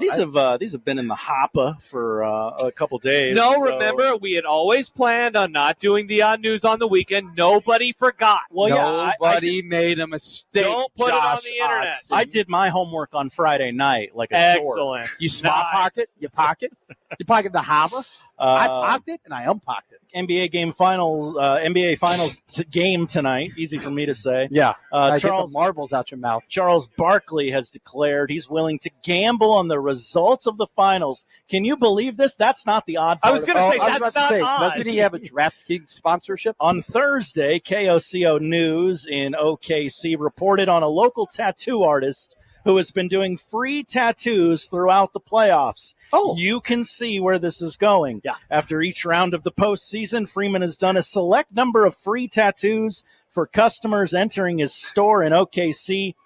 He did 100 in the first round, 200 in the second round, God. 300 after the Thunder won the finals. And should the Thunder win the NBA Finals, Freeman has vowed to do 500 free tattoos, and one of them will be on NBA TV, and it will be Charles Barkley getting some free ink done alongside Jaron Greenberg, Candace Parker, and Steve Smith. Why this article felt it necessary to include those names, I don't know. But oh, no, Candace Parker's great. I need a new tattoo. I want to go get a new tattoo. Yeah, Candace Parker. You got to drive to OKC, and it's probably a Thunder-related tattoo. So Barkley said that he was going to get his grandkids' names tattooed. Oh, on okay. him. So it's not a Thunder-specific. Yeah, that's what he said he was going to get tattooed. They then asked him, like, are you going to get your daughter? He was like, no. Get my grandkids, though. People love So- grandkids. Yeah. Sorry to my parents for not having grandkids. My parents just became grandparents. That's right. Congratulations. I know. My grandmother Congrats is now on the a sex. great-grandmother. Shout out. And that hit me. I was like, oh my God. Yeah. Like that was wild Yeah. for me to think about. Yeah, let's get back to the odd news, shall we? Thank you, Michael. Well, we were talking about kids, We're talking about things. He's got a story for everything. It's fine. That's what we like I about do it. have a story for everything. I gotta cut that out. We go to California, where a fitness education group, that was called gym class back in my day, broke a Guinness World Record by gathering 1,423 people to the playground to play a game of red light, green light. Oh, I love it. No, it's not Squid Games, Michael. No, it was not Squid Game. They just said you're Nice out. reference. You're eliminated. The Anaheim Elementary School District and their families decided they were going to break a record at, I'm going to go with Yorb Park in Anaheim. The participants also included students from other districts, local firefighters, police officers, city officials. They ended up getting 1,423 people to play a game of red light, green light. I remember when Red Rover was the game. That's where I was going. But we, Red Rover, come on over. But we got soft in the society, and we don't play. Yeah, you can't play Red Rover anymore. Gen Z doesn't play Red Rover? Not a chance. Poll question. That's sad. I loved Red Rover. Is it because you can hurt people's arms? Yeah. Just got to develop toughness. It's a violent game. Very Calluses. violent. You got to develop calluses. You didn't play Red Rover? Wow. Dislocating shoulders is good for the youth of America. Wow, so many poll questions, but I'm using my phone to read the odd news. Yeah, sorry. Probably very lucky, everyone. We go to Detroit for our final story, where a Michigan man was riding in the passenger seat of a rented Lamborghini when he fired celebratory shots into the air as the purple vehicle was en route to the banquet hall for the wedding reception. Yeah, they don't let you do that. They don't let you do that. You don't do pot shots anymore? A member of the wedding party was traveling in a caravan of multiple sport vehicles, and the police pulled the guy over and said, "Hey, Can't do that. You mind telling us what you were doing?" No one was hurt, so we can laugh about it on the radio. Did he get arrested? Yeah, I believe he was ticketed. Yeah, don't do that. Free on a $1,000 personal bond. He's scheduled for a June 25th pretrial conference. Wow. Yeah. Don't do that. Yeah. There's other ways to celebrate things than taking shots into the air. Yeah. Whoa. Good point. That's the odd news with Odson. Thank you, Josh. Thank you, boys. John emails in. Matt obviously doesn't understand how the odd news works. Shut up, Matt. Oh, no. Best advice ever. We've also reached a part of the show where Matt just stands. Yeah. I got to move, man. Yeah. I got to stand. I got to stretch out. But yeah. Luckily for me, KRT Cream has been keeping my back nice and relaxed. And lucky for you, the shorts are looking good today. Yeah, well, I haven't gone to the bathroom yet. So TBD in terms of what we're going to be seeing on the camera. Andrew tweets in, Red Rover got banned at our family get-together after I ended up in the hospital with a concussion on the 4th of July. A family get-together? Happy birthday, America. I'm concussed. The next season of The Pit is going to be centered around the 4th of July weekend. Oh, yeah. Somebody's gnarled hand is, Jason Pierre-Paul looking injury. Oh, man, it's going to be gnarly. You ever watch you don't watch TV? No, I don't. Sad. The Pit was awesome. What's The Pit? It's about a hospital in Pittsburgh. What if ER was in Pittsburgh instead of Chicago? Yeah, he doesn't get that reference. Yeah, no, I watched The Wall, which is that show where it's like the Plinko thing. It's a game show. Money. And then I also watched The Floor, which is another game show. Do you only watch shows that are named after, like, walls in your house? Yeah. No, seriously. Coming up soon, the couch. The faucet. I don't watch TV. I think there are couch shows. I love game shows. I love game shows. You won't beat me at Wheel of Fortune, man. Really? Is this true? Oh, yeah. Very good. Interesting. Cody says, it is amazing to hear Michael just yell at you guys all show. He's been here for about 2 hours. It ups the degree of difficulty. Now he's punching people. I apologize for my co-host. Not even co-host. Our friend Michael. We'll have to have a pre-trial after Michael hits somebody. Yeah. Oh, we're hanging out here. We're having a great time getting ready for the baseball. We have not talked at all, Matt, today about last night's, the final score nowhere near as indicative of the domination that Coastal Carolina put up against Oregon State. They win 6. Was it only 6-2? Yeah. For some reason, I thought they scored more than that. No, they couldn't get the ball out of the park yesterday. I mean, terrible weather for long ball. 25 wins in a row. Jacob Morrison was the pitcher yesterday. Ridiculous performance. He's 6'8", and he doesn't have a nickname about how big he is. Call him Tolly. I didn't remember the big unit.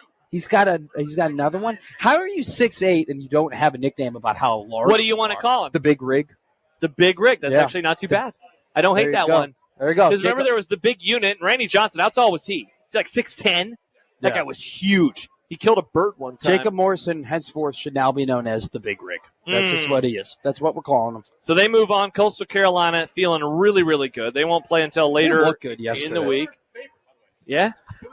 And they haven't lost. LSU and UCLA are 1 and 2. No, he's saying coming into the series. Coming into it, they were the third favorite. They're probably what are they now? They're probably number 2. I'm going to go look it up. I'm guessing that they're. LSU would be 1, Coastal Carolina 2, UCLA. Who would be 3? You don't think UCLA or Arkansas? You don't think Arkansas? You think Arkansas, even with a loss, would be? Well, they do play Murray State. All right. Updated odds on FanDuel. LSU plus 150, Coastal Carolina plus 170. Okay. Bruins 6-1, Arkansas 7-1. Yeah. Oregon State 13-1 Yeah. Murray State plus 20,000. I think UCLA is going to have pretty good shots tonight. Good value on Murray State at plus 20,000. You can make a little extra scratch there. What a $1 bet would be $20. Why not put a little cheddar on? That'd be $200, wouldn't it? Wouldn't a $1 bet be $200? Yeah, $200. Lord. Yeah, there you go. $10 bet. Throw that down. Yeah, you want to do 10? That's 190. That's not what I meant to do. $10 bet, $2,000. I would bet UCLA right now to win it. You do UCLA? Why? How come? Well, I'm just value betting here, right? Okay. Like, I still think they're a very good team. I think they're going to have a shot tonight to beat LSU. Ooh. I think it's going to be a very competitive game. Under. And on top of that, I think plus 600 is a real, like, I think You like the value. You can get value there. Sure. I think that's a real value bet. They will take on LSU tonight. Before that, though, Arkansas and Murray State. We're still taking advice for Connor Happer as he gets ready for his first ever game in the booth here at the College World Series. He gets to call the middle 3 innings. How excited are we for Happer? With John. And then Gary's down on the field. And then tonight, Farron will be up in the booth and Happer will be down on the field. What's the Farron? Mike, his name is Michael. I got to Michael meet Mike Farron. I saw him yesterday. He gave me a hug. Oh, I said, whoa, I don't think I've ever even hugged Bishop. And I saw Farron, and he gave me a hug. I hugged Kevin. You hugged Kevin one time. I hugged him last I remember. I looked over. I was at my car, and I looked over, and they went in for the hug. It was like, see you later. I'm never talking to you again. I want to see what happens if I tried to hug Gary Sharp. You should do it. I think he would be very upset. He'd be very upset. I barely get a fist pump out of that guy. Yeah. Yeah, I don't think. I mean, John is the same way. I don't think I've. Oh gotten no, a fist we're all bump from no. John. It's just, yeah. You hugged John? Wow. I mean, you had a last date I've- with John. Oh yeah. That was a serious moment in time. I haven't hugged any of you. Yeah. I haven't even hugged you. Well, maybe that's what the final hour of Do you the want show to hug? today will Right, be. you want to I'll hug right you. now? I mean, You not wanna right hug now. right I got right in front of camera? got reads to do. Wow. I got, and All you're right. standing. I guess we're not friends. You're standing. What? We're gonna hug sitting down? No, I would stand. I don't want to stand. I know you though. can stand the up. camera would just be a crotch shot. It'd be two crotches. And we'd be crotch booming. Yeah, like I the don't want- 2016 Cubs. I don't want to do that. I don't want to do that. Coming up in the last hour, we will have Evan Bland. We'll talk about what he has seen through the first 3 days of the 75th College World Series here in Omaha, Nebraska, and maybe some Husker football stuff as well. So Maybe. you're baseballed out with him. You already talked about it with him a whole lot earlier. Who? Evan Bland? Yeah. I am not asking Evan Bland one baseball question. 0 baseball questions for Matt. I'll ask him plenty of baseball questions. And we'll switch off. You do baseball, I do football. So we will do that and get you ready for the baseball coming up in a little bit. A reminder, Country Fest back at the OBV coming up on Friday. OBV welcomes Walker Montgomery and special guests Casey Johns and Kimberly Meyer to the Beer Garden stage. This is an all-ages show. Get your tickets at OmahaBaseballVillage.com. And please do stop by the Zone booth inside of the Omaha Baseball Village. Register to win ice cream for a year from Ted and Wally's. Ted and Wally's official ice cream of 1620 The Zone, celebrating more than 35 years with over 3,000 flavors. Benson in the Old Market, Omaha. Let's see. So, Bad Takes Doug is upset. Oh, no. He has sent in an email that's titled, Good Take. That's what the email is titled. Bro, have a good day. Pick up my call. Now, Doug, I'm here. I don't answer the phones. That would be Jimmy back in our studio. Now, he has responded and said, I want to compliment all the 1620 dudes calling the CWS. I was told no calls. No worries. I'll try later programs. No phone calls today. Must have full program slate. No worries. We have not banned phone calls from these shows. We allow phone calls. Good phone calls. Good phone calls. Yeah. Doug would have good phone calls.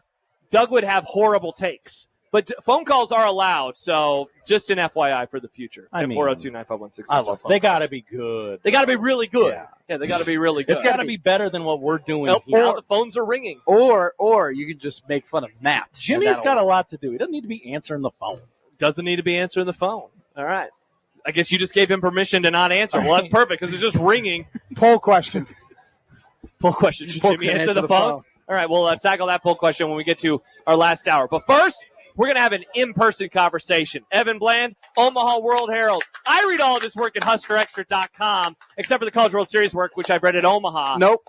Nobody does a better Husker baseball preview than they're so Evan good. Bland. I read those religiously. But don't worry, no Husker baseball next. Evan Bland's going to join us here from the Omaha Baseball Village, 1620 The Zone.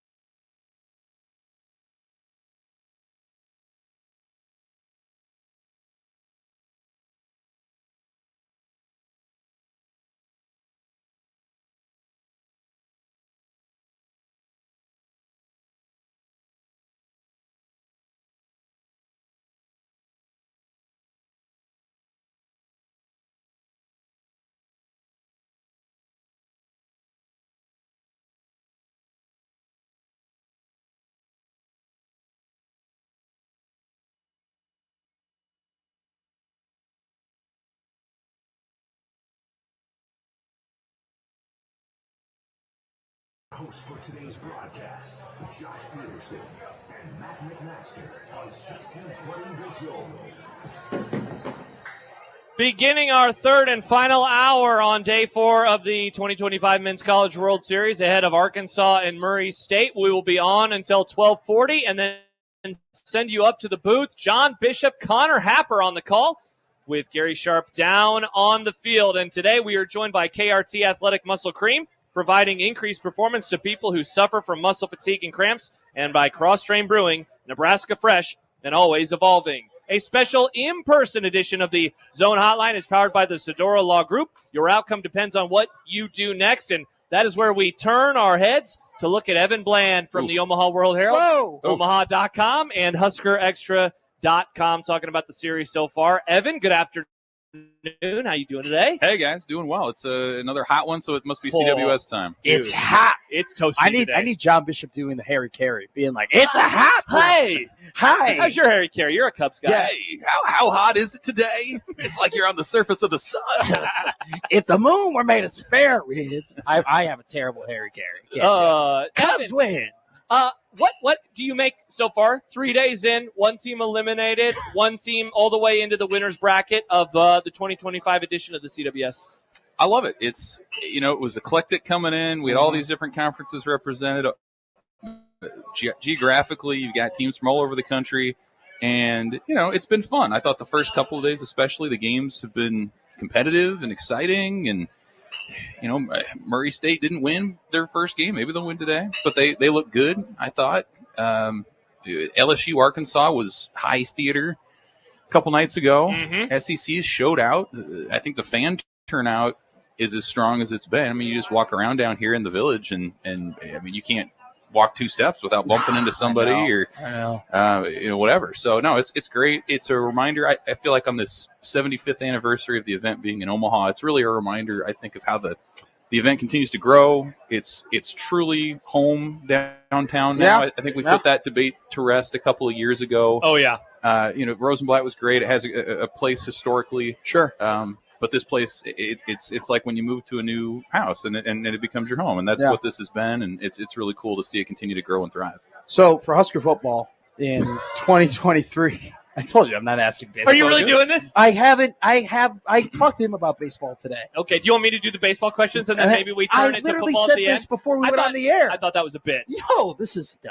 All right. Well, Evan, I'll keep going then. So you got it. In 2023, Nebraska had like a lot of high school recruits. Okay. Then in 2024, it was made very clear, hey, we're going to do a lot of high school, but we'll sprinkle in a little bit of the portal. Then in 2025. Now we're at we have 16 guys through the portal and not as many in high school. And now it seems like in 2026, you're not going to have that many high school recruits for Nebraska football. Do you think that this is an adaptation? Matt Rule is adapting to the times, or do you think we might see a pattern where in 2027, they'll be back on doing a lot more high school recruits? And this is kind of how they're going to build their roster every couple of years. I think he's adjusting to the times. Yeah, absolutely. I mean, 2-3 years ago, who knew? I mean, sure. Rev share wasn't really imminent. You didn't know how you were going to have to build things. Like his blueprint for winning in Temple and at Baylor was development. High school guys, diamonds in the rough, finding guys based on track times and verified speed. Sure. And while that's still a part of it, I mean, you can't count on just building a recruiting class now and expecting those guys to stay. It's hard to retain. Yeah, it's a great You have to find guys in different ways. And so, I think in some ways it's opened the door a little bit more for Rule. Guys like Rocco Spindler wasn't coming to Nebraska out of high school. Sure. But he's on the team now. Yeah. Elijah Pritchett wasn't coming to Nebraska out of high school, but he's there now. So, I think one of the great things about Matt Rule as a head coach is his ability to adapt. Sure. Like he had a blueprint. That doesn't mean that's the blueprint moving forward. He's very innovative in what he does. We saw that with the 7-on-7 and how they were able to bring a lot of high end recruits to campus in a different way. And so I think 2 years ago he said we're going to continue to do what we did.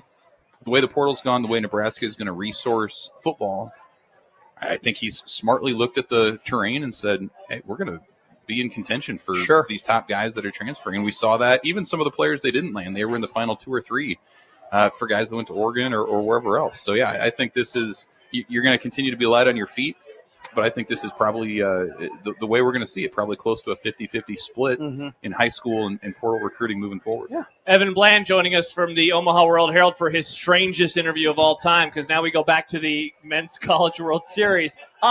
Evan, we see the pressure of this event every single year, right? I think, though, that through 3 days, I guess I cannot remember it manifesting itself quite like it has, where I think back to the just all the stuff that happened with Oregon State a couple of nights ago, and even in the first game yesterday, where what the bottom of the 8th inning, when just all sorts of weirdness ends up happening. Do you buy what I'm selling there, that there seems that has shown itself more this year? And I wonder, if so, like, what does it mean for things moving forward? I think what we're seeing maybe a little bit, Josh, is like we were told many times before this event began that none of these teams were here a year ago in Omaha. And so I think, you go through all the media stuff that you're not used to. You're settling into a new place. And so, you look at the teams that are doing well. UCLA is doing well. They were at the Big Ten tournament 3 weeks ago. They have a sense of kind of what this is. LSU, I mean, they're kind of a rock band anyway. Like they're playing in front of this similar sort of atmosphere all the time, and they very much looked like they were ready for the big stage. But I think you get especially into the second and third game, and you've been here a while, and if you're not really sharp and you're not really used to kind of all the stuff that comes with it, it can kind of wear on you a little bit. Coastal Carolina has been sort of an exception to that rule, but again, like LSU, UCLA, those are teams that have handled that well. And so, maybe it's kind of a reminder that experience makes a difference, that being from a place where baseball really matters all season can make a difference. We'll see if that continues to play out, but I do think that's a part of it. We've heard that a lot through the years. Teams that have come back, or I remember in Michigan in 19, after they had been in the Big Ten tournament, how much they felt like it helped them. Having just known the routine, known the field, all the stuff. So maybe we're seeing a little bit of that too. Is there a guy, an underclassman in Husker football, that you're going to like put your pin on and be like, yeah, he's going to have a breakout season? Man, this is great. This is like good cop, bad cop. We're going back and forth here. I think the receiving group is interesting to me. Yeah, sure. Like you kind of know who like Dane Key's going to be a guy, and Corey Barney's going to be a guy, but Cortez Mills and Isaiah Mosey to me are two guys that I'm going to look at and say, like, if they come close to what their recruiting pedigree says, what they did in high school, like that position could have more depth than they've had, 10 years, 12 years, quite honestly. Like, if you got the high-end dudes and then you've got these guys as part of that second group, if they know the plays, Mills reminds you a lot of Barney. Miami kid comes in, super electric. Mosey's is almost like a professional already. Obviously, his dad was the high school coach there in the Kansas City area, and now he's with the Huskers. But those are two guys that I'm looking at. Like, I think by the time you get to the second half of the season, you might forget that they're freshmen just because of the reps that they're going to get, the targets that they're probably going to have come their way. Evan Bland, Omaha World Herald, joining us. Are you more impressed? I feel like this is a hard question, because when I ask you about LSU or Coastal, are you more impressed by one or the other? One team has won 2 games, though, and the other has won 1, but the team that won 1 beat the favorite coming in Arkansas. So, like, maybe this is just a way of asking, what do you think of those two teams? Because they're looking really good so far. Yeah, they are. I mean, Coastal 25 in a row. That's crazy. That's unbelievable. You got a coach who is in his first year doing this thing. They're the sentimental favorites from what they did in 2016. Really cool story. I just don't know how you bet against LSU at this point with after they handled Arkansas in the opener the way that they did. And I just go back to, like, they look comfortable on this stage. I felt like Arkansas maybe was a little bit tight. They wanted to come out and have a good start. And LSU's just like, man, we've been doing this all year. And they've got. I'll be curious. The one thing I wonder is about the pitching depth. If they've got, a dude who can deal to the level that Cade Anderson just did. But the offense is, it's robust. The defense has been solid all year for those guys. So, they beat Arkansas. They're in a great spot.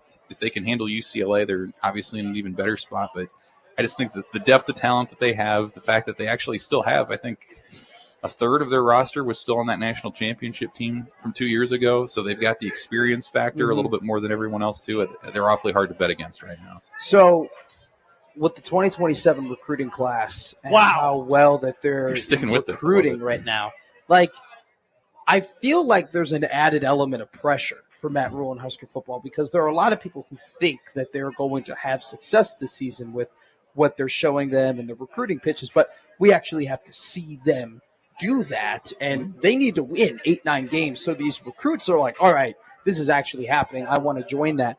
This is the most pressure on a Nebraska football season since when, Evan Bland? Oh, I don't know. I mean, is that a bad question? We say that every year. Okay. Like it's hard to be. Okay, a prisoner I'll in the add moment. another. I'll ask it a different way. Do you think like there could be another like added element of pressure to this year, or were we kind of at the tipping point of like, all right, hey, we got it. This is it. Well, yeah. I mean, like I think any coaching staff, like if once you're in that year 2, year 3, sure, like that's when it takes off. Like year 1, year 2. At this point, you're still sort of selling hope. You're selling, you can be the guy. Yeah. We're going to make the turnaround. It hasn't happened yet, but you see it. Come on in. That message doesn't ring as true if you're into year 5 or into year 6 and you haven't really been a factor in the CFP. Sure. So I think that's kind of where they are with that. And I do think there's more urgency for Nebraska to do well right now because all the other stuff is absolutely in place. Yes. I mean, the new facility, and in this era when like you're either going to play high stakes college football or you're not, Nebraska clearly is showing a willingness to do that. They've got the nutrition. They've got, I think, the head coach, somebody who's willing to adjust to the times when that's more important than it's ever been. But like you said, like it comes down to guys want to win. They want to have fun. The fan base is great. Can Nebraska start strong? Like you look at that Michigan game this fall in September. Like that to me is one where you're just like, if they can win the game like that and really put some proof of concept to what they're selling, that to me could really get the ball rolling. But yeah, I mean, absolutely. Like you want to start strong. That's going to build momentum. I think because of all the other stuff Nebraska has around it, it's even more important, and it really could take off if they can just start the season strong and get some momentum on the trail. Evan, I have to imagine that this interview is what it's like to be bilingual, where you're just getting asked about different things and your head's got to be on a swivel the entire time. I like it, man. Yeah, we're bouncing back and forth. This is some beautiful mind stuff going on. Evan Bland, Omaha World Herald. You can read all of his CWS coverage at omaha.com and his Nebraska football coverage there, but also at huskerextra.com. Also hosts the Pick Six podcast with Sam McEwen, which is a part of my weekly rotation. Evan, we always enjoy it when you stop by here at the Omaha Baseball Village. Thanks so much for joining us. Appreciate you guys. That was one of the most impressive interviews I've seen. I'm sorry. I needed to do that. That was a good bit. The 1620 The Zone hydration sponsor is Coke Zero Sugar. Is Coke Zero Sugar the best Coke ever? Take a taste. And please stop by the Zone booth inside of the OBV for some chewy granola bars from Sunbelt Bakery. Sunbelt Bakery chewy granola bars, tastiest flavors under the sun. We roll on the countdown. Less than half an hour to go ahead of pregame for Arkansas and Murray State, an elimination matchup. John Bishop, Connor Happer, and Gary Sharp on the call with pregame at 1240 right here on 1620 The Zone.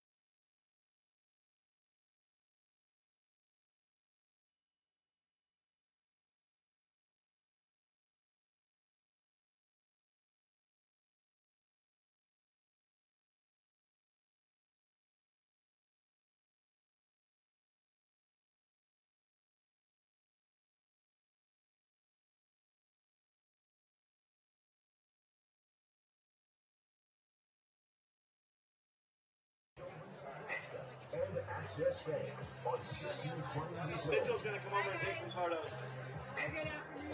Country Fest is back at the OBV this Friday. OBV welcomes Walker Montgomery and special guest Casey Johnson, Kimberly Meyer to the Beer Garden stage. This is an all-ages show. Get your tickets at OmahaBaseballVillage.com. And a reminder that throughout the week we have the special edition Zone Hotline powered by the Sedora Law Group. Your outcome depends on what you do next. You can send us a text at 402-951-1620 like this one from Alex in Lincoln. I think this is going back to when we talked to Evan a moment ago. McMaster, ask him about Northwestern. No. Oh, wow, that's not. a bridge too far. But, No. But hey, Evan, thoughts on the 2027 recruiting class? No, I did not say 2027. It was quite the entry point to ask about pressure. Yeah, because the 2027 recruiting class has the potential to be very good, and they're Sure. getting high-profile recruits interested in the program. If the program goes 6-6, that's That would for be the 2027 dude. recruits. That would be a tough hang. If they go Maybe- 6-6, What if they go 7-5? that would also be a tough hang. Okay, so 8-4 or better if you want. It's real. That's really solid to good vibes is 8-4. 9-3, you're getting into good vibe territory. You're You're all the way. In my opinion, you're in great vibe territory. 10-2, 10-2, I think is 10 great and vibe 2 territory. is- 9-3, people are really jacked. 8-4, I think people are very happy. 7-5, The difference bad. between 7-5 and 8-4 this season, It's everything. isn't it ridiculous? How Yeah. it's just one game. Yep, it would change right? everything. It's like going from being 20 to 21. Oh wow, You know, your whole life changes. it kind of because really it's like- does. I describe like turning 21 as if like you're in a video game and now all the places are unlocked. Yeah, Like you don't have to like. There's nothing holding you back from stepping into everywhere. you're not wrong. Like that is 7-5 to 8-4. It's Yeah. like turning 21. 7-5 is basically the same season as last year. It really is, and I know I it'd mean, be it one more win. technically is an But improvement. what if? But Okay. Matt, what if they lost a bowl game and they finished 7-6? Then it literally is the same year as last year. So hypothetically, Vibes are terrible. hypothetically, Yeah. 8-5. What does that do for you? 8-5. So you're saying 7-5 with the bowl win? Isn't now we're splitting hairs. Aren't It's very we? much a splitting hair. Oh, 8-4 with a but loss it is is- better than but here's- 7-5 with a win. I Do think. you know what the incredible thing about Full 7 question. 7-5 sorry 7-5 and 8-5?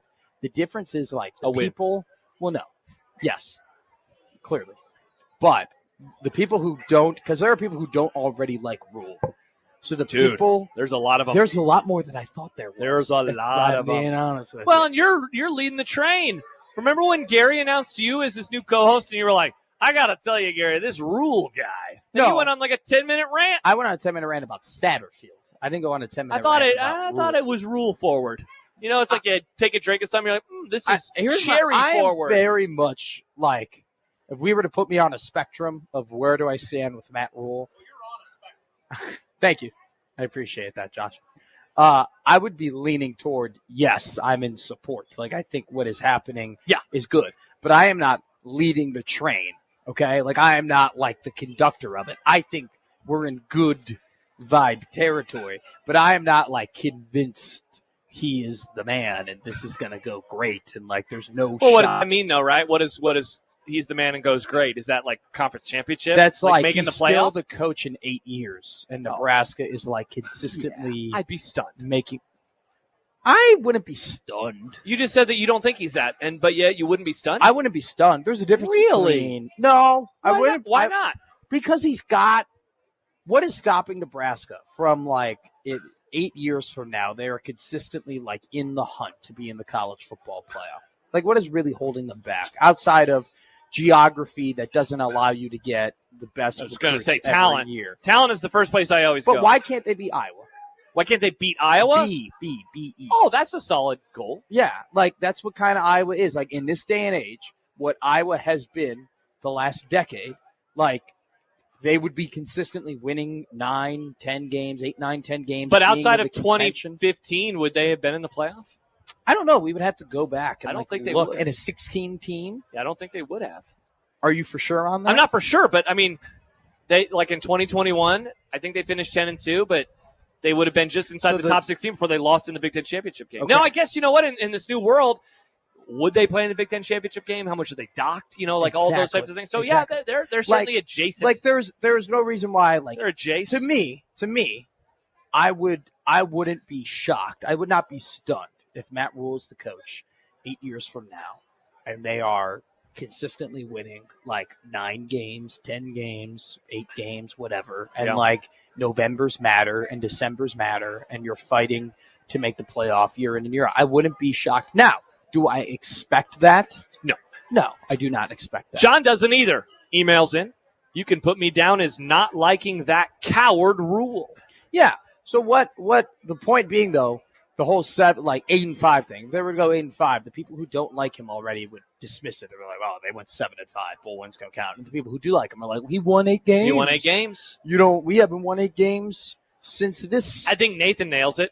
Depends on if one of the wins is Iowa or not. 7-5 and beating Iowa to me is better than 8-4 and losing again. Well, 8-4 and losing Iowa means you were 8-3, which means you were staring at 9 wins before you lost to the team you always lose to. It would be bad vibes. Dude, terrible.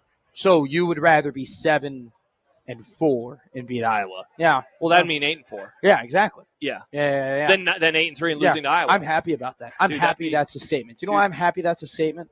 Because that means that like people actually dislike Iowa, and beating Iowa like matters. And they do. Don't let people tell you that you're an idiot if you think it's a rivalry or any of those things. You're not an idiot. Those people are morons. And by the way, no offense. It should be. It should be a rivalry. It needs to be a rivalry. Correct. It is. It is. Like, We don't have to debate it. I don't like Iowa. Okay, not the state. I don't like Iowa football. Yeah.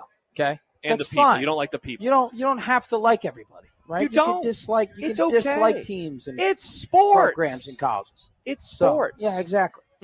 All right, there you go. A little But Husker football I'm talk. happy from Nate that Nate is like, I don't want to lose to Iowa. We need more of that. Text from the 402, real quick before we go to break. Do you guys think the CWS field will ever get expanded?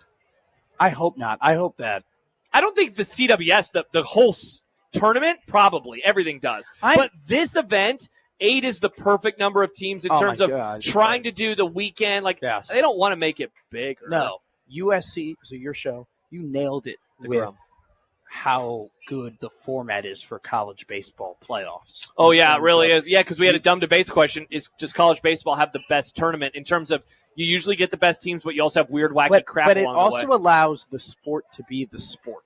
Yes. Like baseball will still be baseball. It's still the sport in its purest form, which is good, which I don't know if every other sport really allows that to happen. Like, I don't think the NCAA tournament for basketball allows. It's entertaining, but it's not the best way to crown a champion. I think it's if we're talking about efficiency and finding the best team this season, it's not it. This It does a very good job. I have zero doubt that whoever wins the College World Series is the best team in college baseball. Come by the Zone booth inside of the Omaha Baseball Village and register to win ice cream for a year from Ted and Wally's. Ted and Wally's, official ice cream of 1620 The Zone, celebrating more than 35 years with over 3,000 flavors. Benson in the Old Market, Omaha. We will come back and get you ready for the first game of the day, an elimination matchup between Arkansas and Murray State. It'll be John. It'll be Happer. It'll be Gary. Nick Grimm producing, cutting up highlights. Mike Barron hugging people, but no hugs from John. But maybe a hug from us. We'll come back and give you a hug goodbye. Harry here. Wow, yours is so bad. So awful. All right, we'll come back, wrap up the show, give you picks for today's game next on 1620 The Zone.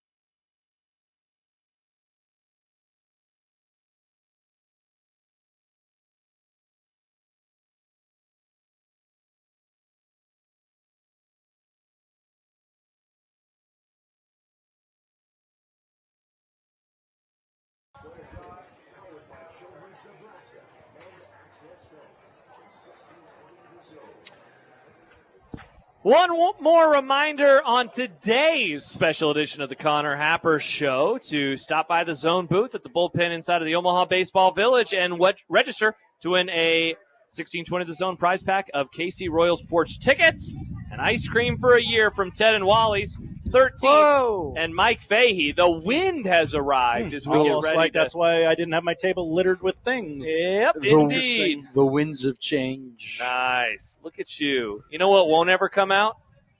The Winds of Winter, book 6 of the Song of Ice and Fire series, Matt. You know what else won't come out? I don't know what you're talking about. Book 7. Do you even Game of Thrones, Is bro? that a J.R. Tolkien? No, he's dead.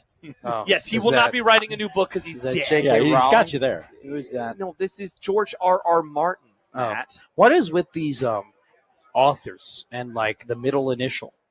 That's an excellent question. It makes them seem cooler. Yeah. J.K. Rowling, George R.R. Martin. Should I become, you're listening to Gary and Matt, I'm Matthew J. McMaster. Ooh, it classic. does make him sound smarter. It does. God, make him sound that might smarter. be good for my brand. Anything to make me sound more intelligent. Speaking of being smarter, it's time to turn it over to Josh Otson. He's going to make all of us smarter. Josh? Quick injury report presented by KRT Athletic Muscle Cream, providing increased performance to people who suffer from muscle fatigue and cramps. Everybody looks good today. Nobody has a big setback injury that's going to prevent them from winning today's game. I love the injury report every day. And as we shift to the traffic, it's presented by Park Omaha. Make a game plan for your parking. Learn more about parking in advance at parkomaha.com. Did you know 13th Street is closed? I did. Okay. I wasn't going to say it. This is generally one of the easier games to get into as Omaha returns to work from the opening weekend. Cumming Street backed up to 16th now. It is a mess around the 480 exit onto Cumming, but clear sailing in between 16th and 24th Street, if that matters to you at all.